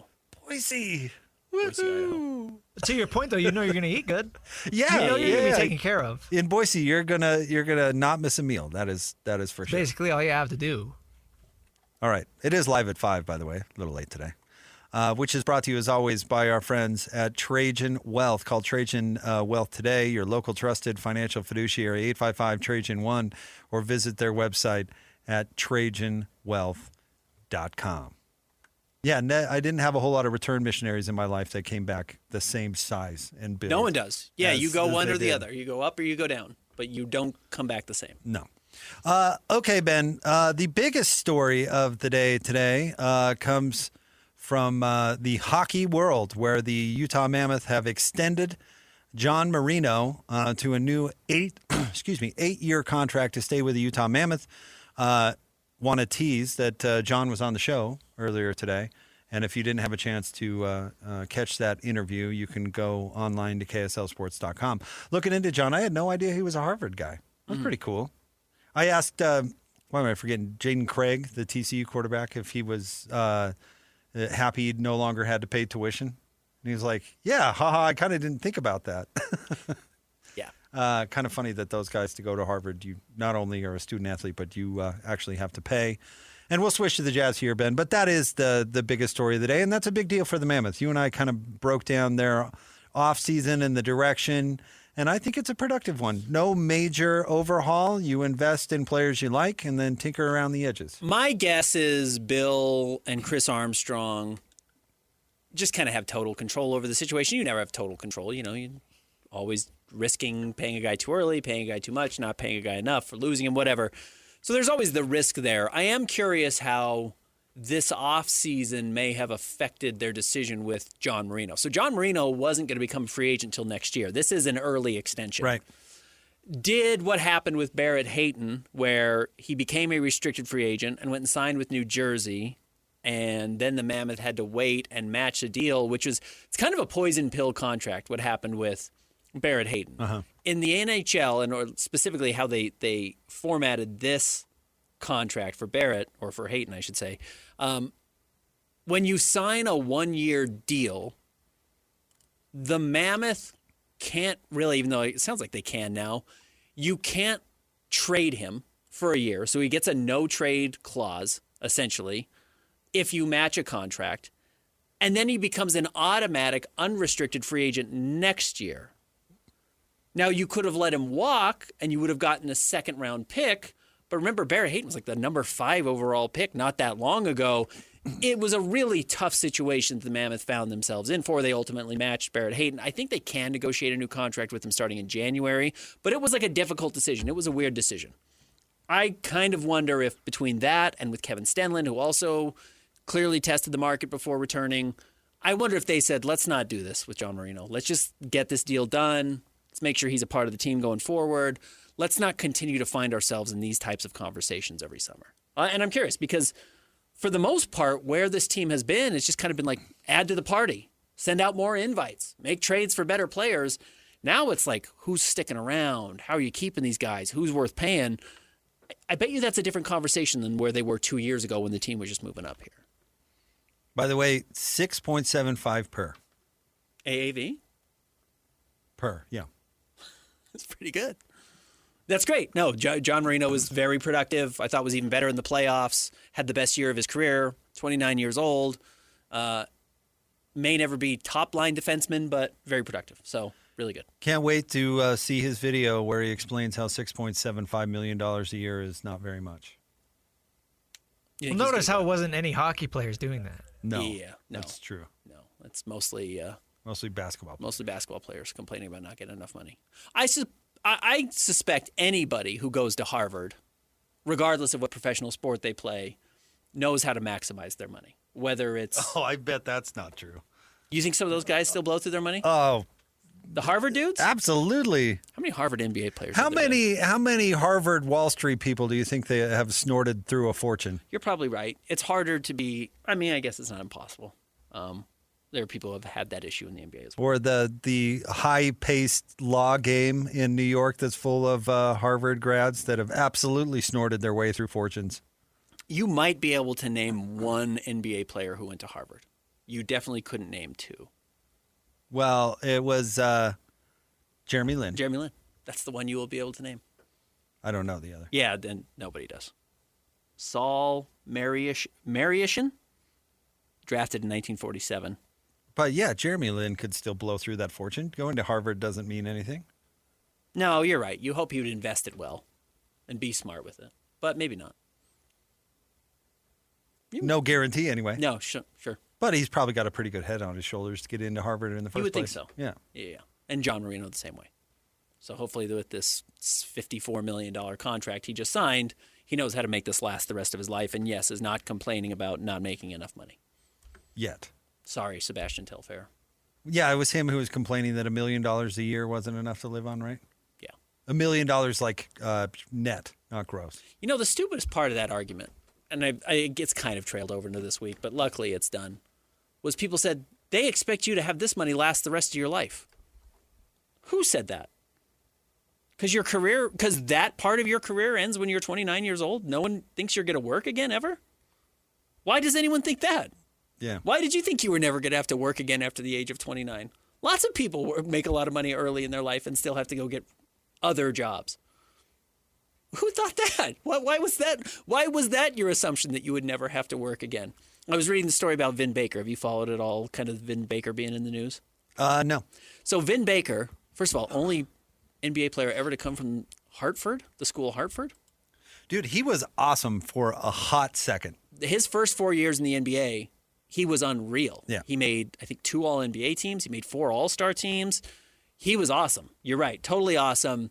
Developed a horrendous drinking problem, truly drank himself out of the NBA, and saved his life by going and working at Starbucks. Just was like, I've got to go become a barista. Not I bought a Starbucks, not that.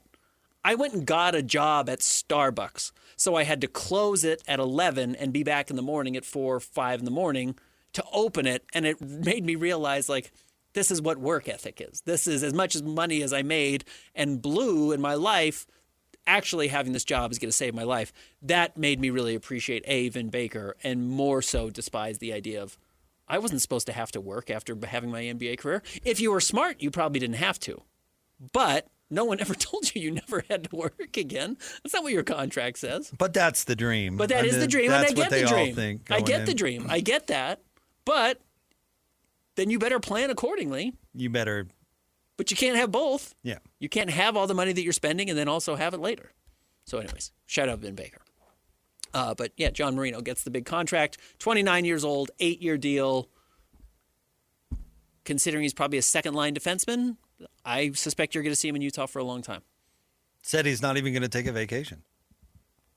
I hope he does. Because I asked him, I said, are you going to do something special for yourself? And he said no. Probably not. I don't know if I believe that. I'm sure he owns a beach house already. I don't know. $6.75 million a year isn't that much. AAV? No, it's not. No. Let's see. How much can I find his career earnings? Harder to find. NHL's sports reference page is harder to find than basketball. I can't find his career earnings. Anyways, good for John Marino. Yeah, and he was great on the show. Make sure and $23.8 million. So he more than doubled. I mean, his next contract will double his career earnings to this point. It's going to be just fine. Yeah, then Uncle Sam takes 40, and then your uncle swindles the next 15 from you.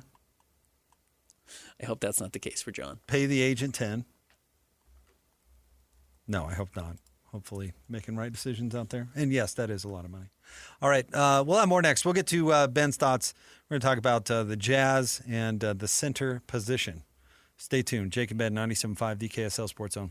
Insurance isn't one size fits all. That's why drivers have enjoyed Progressive's Name Your Price tool for years now. With the Name Your Price tool, you tell them what you want to pay, and they'll show you options that fit your budget. So whether you're picking out your first policy or just looking for something that works better for you and your family, they make it easy to see your options. Visit Progressive.com. Find a rate that works for you with the Name Your Price tool. Progressive Casualty Insurance Company and Affiliates. Price and coverage match limited by state law. If the world were like a Sleep Number mattress, everything would adapt for your comfort. Your coffee would never get cold. Your flight would always be on time. And your mattress would always respond to you and your unique sleep needs. Sleep Number mattresses are designed to respond to your body and shift with your changing life, helping you fall asleep faster and stay asleep longer. To experience a whole new world of comfort, visit a Sleep Number store or go to sleepnumber.com. Sleep Number. To a good life sleep. Make game day yours. Tickets, food and drinks, stats, and streaming. Everything you need is in the Utah Mammoth app. Download today and make game night easy. Download on both Android and iPhone. Just top. Not only do these guys give you the best Jazz coverage in the market, they've got you covered with the Mammoth, the Cougars, the Utes, and the Aggies. This is Jake Scott and Ben Anderson on 97.5, the KSL Sports Zone. Jake and Ben, want to remind you to join Scotty G and the coach coming up on Thursday from 10 to 2 at Tim Daly Mazda in Sandy, 10785 South Auto Mall Drive. Go and see those guys. Ben, we talked about the Magic Vegas predicting wizard earlier in the show, setting the Jazz over-under wins line at, what was it, Christian? 35 and a half. And you and I both think, even though we find the line very silly, but if you absolutely have to wager, or if I were to wager, I suppose, then I would absolutely take the over. Mm-hmm. But the counter argument to that would probably be the center position, no? Correct. That's a big part of it, and that the rest of the NBA might be trying a little bit more. So are we going to have 5 teams that win in the teens like we have for the last several seasons, or does that number jump up to 24, 25, and all of a sudden, if that's the case, or 28, 29, is it harder to get to 35 than we think? Are we still looking at 35 as easily attainable as it was for the last 5 or 6 seasons under the now previous lottery system? And my answer is, I don't know. I again, as I've said, the closer I get to this, the more I recognize a lot of my preconceived notions. I'm better off if I challenge them and just don't assume that I know, because it doesn't actually help me that much to pretend I know. Okay, well, what way are you leaning then? I think the Jazz are going to win more than 35 games. No. I mean, on a sense that the new tanking rules will, which way? That they will make it more difficult to win 35 games? I think it's going to make it more difficult to win 35 games. Okay. Here's my pushback. To your point, I don't know either. But my pushback would be, I bet you no fewer games are actually thrown this year. It's who's throwing the games. So the argument would be there are fewer situations where a team is motivated to lose. Mm-hmm. And I would say I don't think that's true. I actually think the same amount of games will be thrown in the NBA. It's just going to change who throws them. So if you look at last year and look at all the teams that were tanking and count up how many games were intentionally lost. Because that's what we're talking about, right? Right. I bet you the number will end up being the same. Except for at the end of the year, teams will be scrambling, yes, to be over the 20-win mark or whatever. But teams that are at the 30-win mark or 35-win mark are going to start booting games to not lose their draft pick in a sense. So it's going to be at different times of the season, different teams are going to still be intentionally losing games. It's not just going to be automatically the 3 teams at the bottom. There will still be teams tanking. Who's tanking is different. I think that's completely fair. And I will tell you, I don't know how that affects a 35-game win projection versus last year. I would have bet my house. I don't gamble on sports, but I would have bet my house the Jazz were going to win more than 18 games. Because it was so hard for them 2 years ago to only win 17 games, and they were naturally going to be better even after Walker Kessler got hurt. It was obvious the Jazz were going to win that many games. Neither here nor there. That's not necessarily what I'm kind of curious about with the Jazz conversation right now, which is going on, which is I've got a lot of Jazz fans who listen to the Jazz podcast that I do, and we talked about it a little bit yesterday with Daniel Gafford, and, is he available? Is he not available? Should the Jazz go get it?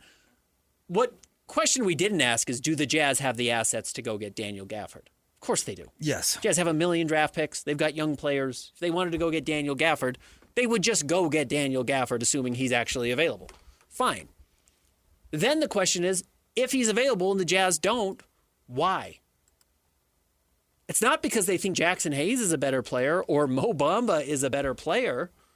So then I get to my next question. I just kind of continue to pull at the thread, and I do wonder, while I think the Jazz want to make the playoffs this year, and they really have no motivation for not making the playoffs this year because their draft pick goes to the Memphis Grizzlies in the Jaren Jackson Jr. trade, how motivated are the Jazz actually going to feel to maximize the win total of this roster using all the assets available to them to get there? And my guess is it's actually not as high as fans would think. No, because they don't have to do anything. Because they don't have to do anything. No. Exactly right. They don't even have to make the playoffs No, next year. they don't have to do anything. They truly don't have to do anything. So, in fact, the worst case scenario for the Jazz is not as bad as we thought it even could have been 3 months ago, because the NBA determined that even if the Jazz win the lottery and that pick goes to Memphis, it can be no better than the 6th overall pick, because the Jazz are the only team in the NBA who's had a top 5 pick in back-to-back seasons, and now they don't let you have a top 5 pick in back-to-back-to-back seasons, so it automatically falls to 6. So even worst case scenario for the Jazz is the 6th pick going to Memphis in a bad draft. It's probably not that big of a deal.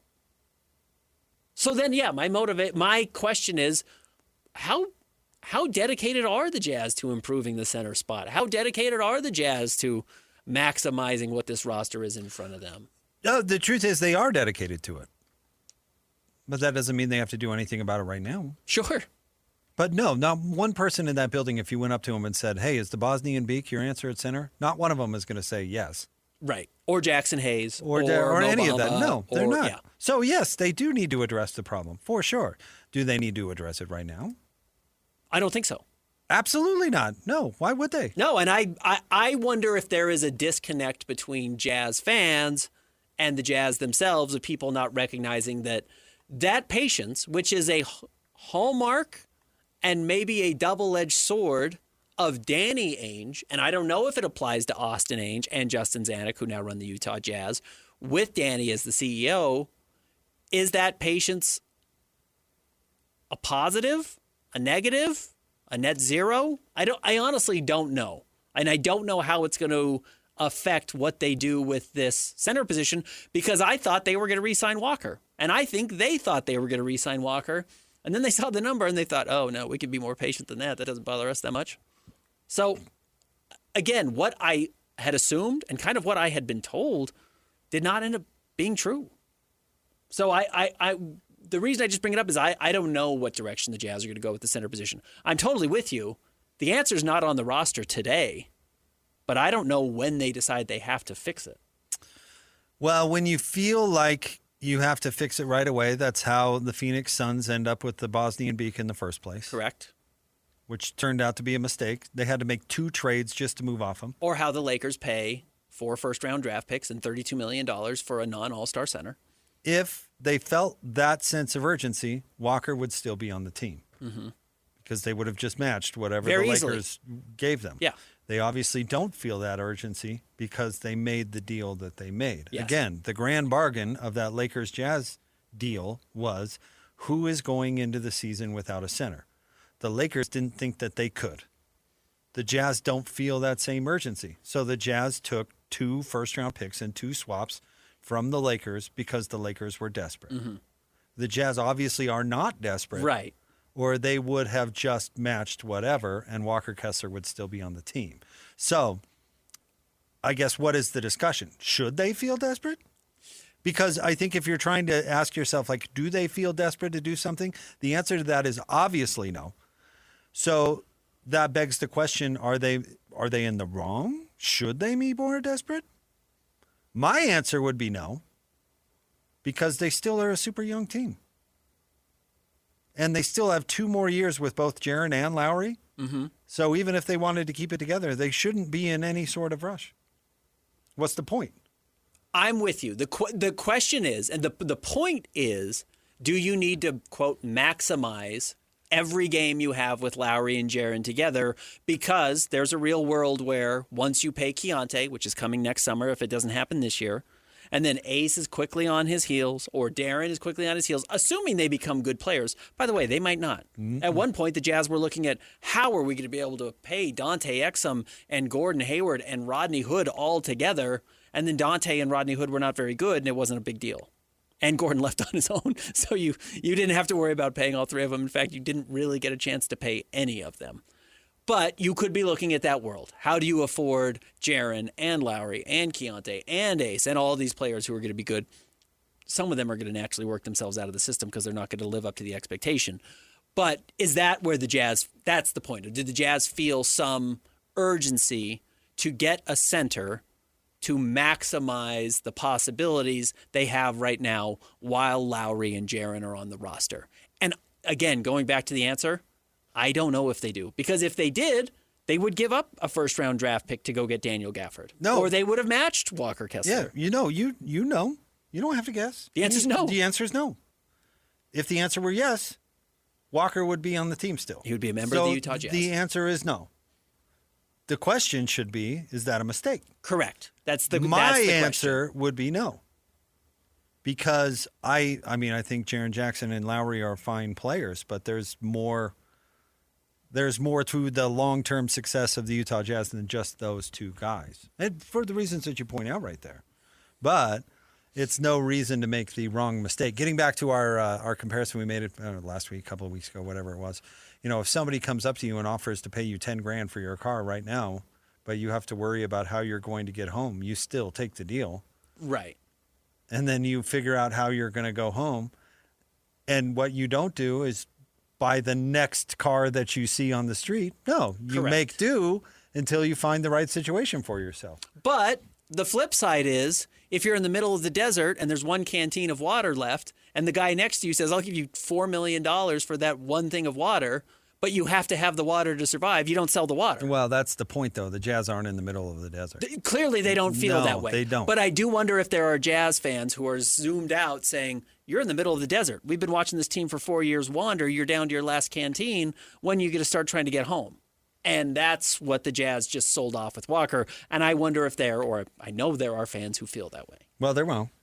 I don't think the Jazz are in the desert. I think that's totally fair. And sometimes I think my job is not to justify what the Jazz are doing or say, good job, Jazz, or bad job, Jazz. I really think my job is to kind of translate why the Jazz make some of the decisions they do. Be the person who says, well, the current league rules or the current league landscape suggests this, and the Jazz did this, and this is how those fit together. Not, oh, the Jazz are dumb, or oh, the Jazz are smart. I don't always think that's my job. I offer opinions, certainly, but I don't think that's always what my job is supposed to be. But so I'm curious of how do you translate what the Jazz just did to fans who are wondering what happened? And I think you're exactly right. I think the way you're explaining it is exactly right. The Jazz don't feel desperate. We're telling you why they don't feel desperate. And also, that doesn't mean I think it's necessarily the right move. It could be the wrong move. I don't know. To stick with our desert thing, the idea is to have enough water to make it through the desert. You'd never want to be the person who is drinking sand because they're so thirsty that they've gone insane. When the Suns make all their desperate moves a couple of years ago and then convince themselves that Nurk is the savior, they're just drinking sand in the desert. Yes. The idea is to have the resources to make it through the desert. You know what so don't put yourself in the position to be desperate. And the Jazz are not in the position to be desperate because, frankly, they didn't have title expectations anyway. Yeah. The Suns, again, back to this example, you make a trade for Kevin Durant and Bradley Beal, and you spend all those resources trading for those players. Well, you got to drink now, dude. Yes, you have to drink now. The Jazz are not in that position. They weren't with Walker. So if you can pad your resources and put yourself in a more advantageous position with a short-term setback that may have been inevitable or may have been too painful, then you're sitting pretty. I think the Jazz would have been better with Walker Kessler. There's no doubt about it. Tomorrow, the Jazz would have been better with Walker Kessler. The Jazz long-term would not have been better with Walker Kessler in a $40 million contract. I think that's, if we're going back to our metaphor of being in the desert with water, the Jazz looked at Walker Kessler as the canteen and said, even with that canteen, we ain't making it out of the desert. Nope. So we've got to find a way to stretch these assets or this water supply further. And they thought 2 future firsts, 2 swaps, and financial freedom is going to get us further out of the desert. That's what they thought. Because you don't want to be the guy drinking sand. And they think the Lakers just bought a canteen full of sand. Yep. I think you're right. At that price. Yeah, I think you're right. All right. Anyway, the Bosnian Beak will be their starter. At least it would appear. But I don't think that is a long-term solution. And you know what? I kind of like Daniel Gafford, but maybe they don't. Maybe he doesn't fit what the Jazz are looking for. And as you pointed out yesterday, the market on centers is pretty ridiculous. It's a bad so one right you're not going to. You'd rather spend half a season or a season with the Beak and see what comes until your ideal solution pops up or whatever. The Jazz did not sign Yusuf Nurkic to a 4-year, $80 million contract. Mm-mm. What was it, 2 years, 20, and the second one's non-guaranteed? Am I right on that? That sounds right. It's not a long-term commitment. It is not. It's not. Nope. Nor is it a long-term solution, if you want to look at the other thing. Everything the Jazz are saying, I think, is telling you the truth. Walker wasn't worth it. Nurk's not the long-term answer. They don't have the long-term answer right now, but they feel like they have the tools to probably get there. But if your question is, are they desperate to win games? The answer is no. Yeah, I think that's also accurate. Yep. All right, more next. We'll get to some voicemails coming up straight ahead. Jake and Ben, 97.5, the KSL Sports Zone. Mom, can you tell me a story? Sure. Once upon a time, a mom needed a new car. Was she brave? She was tired, mostly. But she went to Carvana.com and found a great car at a great price. No secret treasure map required. Did you have to fight a dragon? Nope, she bought it 100% online. From her bed, actually. Was it scary? Honey, it was as unscary as car buying could be. Did the car have a sunroof? It did, actually. Okay, good story. Car buying you'll want to tell stories about. Buy your car today on Carvana. Delivery fees may apply. Just doing it big, you know? Your home for the best sports radio for your afternoon drive is right here. This is Jake Scott and Ben Anderson on 97.5, the KSL Sports Zone. Two amigos on the airways, talking sports. They got him made drinks and also loves his tie guy. Ben's got style with his scarves. Oh my.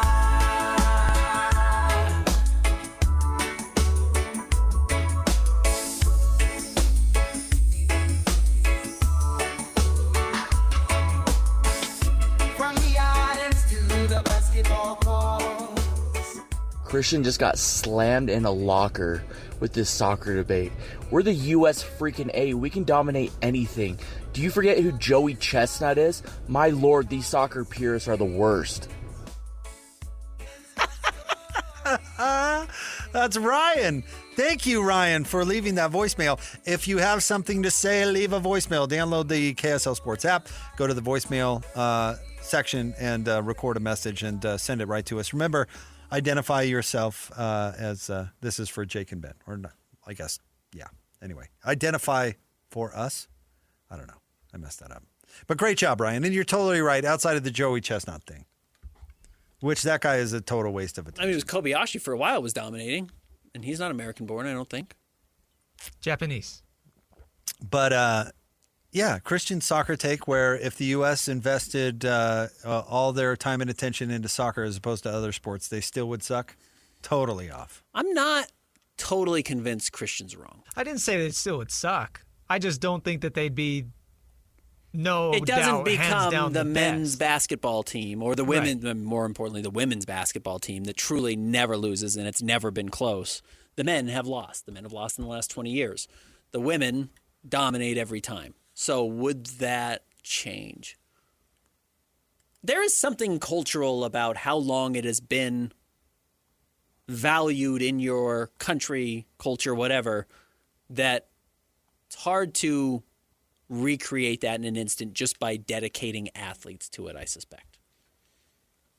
Yeah, it's about the culture. It is about the culture. It's about development. It's about all that stuff, resources and where it goes, and also young people's interests. You know, the best basketball player on earth might not have ever picked up a basketball, and we just don't know. Correct, absolutely. No question about it. Yeah. Oh, I mean, this was a huge conversation about Tiger Woods and, expanding who got to play golf. Absolutely. Or the Williams sisters with tennis. Same thing, yeah. If the Williams sisters decided to play croquet as opposed to pick up that tennis racket, you know what I mean? Now, do I have any doubt that the U.S. could catch up? Well, look at the rest of the world in basketball. 1992, it wasn't close. 1996, it wasn't close. 2000, it might have been a little bit closer, but those first two dream teams wiped the floor with everybody. And then what was it, 08? They didn't win? It took 16 years. It didn't take that long until the rest of the world had caught up to the U.S. That 08 team kind of imploded. It did. I don't even know if I count absolutely. that. But, the rest of the world has been pretty competitive since. Now, nobody else has won since that. Was it Argentina who won? Oh, I think it was the gold? Spain? I don't remember. I can't remember if it was Manu Ginobili's team or if it was the Spanish team with the Gasols. Neither here nor there. I thought it was Argentina, but I could be totally wrong. The fact is, within probably 2 generations, they caught up, or at least became competitive. France is now ultra competitive. Canada is pretty competitive when it comes to basketball. Spain is pretty competitive now when it comes to basketball. The U.S. won in 08. It was before that. It must have been 04. 04. Yeah. And then 08 was the It was redeemed Argentina team. in 04. Okay. Okay, I mean, but even more so. They went from 92 to 04. They caught up. 12 years. So, to your point, Jake, and maybe against your point, Christian, if the world could catch up in basketball in 12 years, I would imagine you could catch up in soccer, because basketball actually is somewhat dictated by, do you have a bunch of giant freaks that run around? I would argue the world has not caught up. They've closed the gap. Right. But the U.S. hasn't lost since, and that was 22 years ago. You're right. That was 22 years ago. Or 24 years ago. Yeah. So I don't know if the world has caught up, because I think that's fair. If we started exchanging golds, every other Olympics, maybe I'd buy into that a little bit more. Mm-hmm. But I get your point. And yeah, basketball has seen a worldwide uptick. Okay, so then maybe to Christian's point, maybe we wouldn't close the gap entirely, but we could get closer. I mean, maybe they could finally beat a European team. I think we'd mop the floor with them. Remember Chris Johnson? Remember that running back in the NFL? That guy was just like 4.2 speed. He's in the news right now. Why is he in the news? He has ALS. Oh, heavens. Terrible. I didn't mean to bring up a dark subject. But I'm just thinking how athletic that guy was. He was unbelievable. Imagine if he grew up playing soccer. Mm-hmm. But alas, he'd dominate Messi or Lionel. Sending our best to Chris. All right.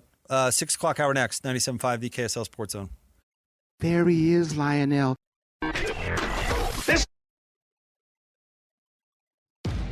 Make game day yours. Tickets, food and drinks, stats, and streaming. Everything you need is in the Utah Mammoth app. Download today and make game night easy. Download on both Android and iPhone. Tusk Top. Queen Carvania stood haloed by the morning sun. An army hung on her every word. My champions, I have sold my chariot on Carvana. 'Twas a lovely SUV, an inexplicably queenly offer. They're even coming to the castle to collect it. Tonight, we feast. An offer you can feast on. Sell your car today on Carvana. Pickup fees may apply.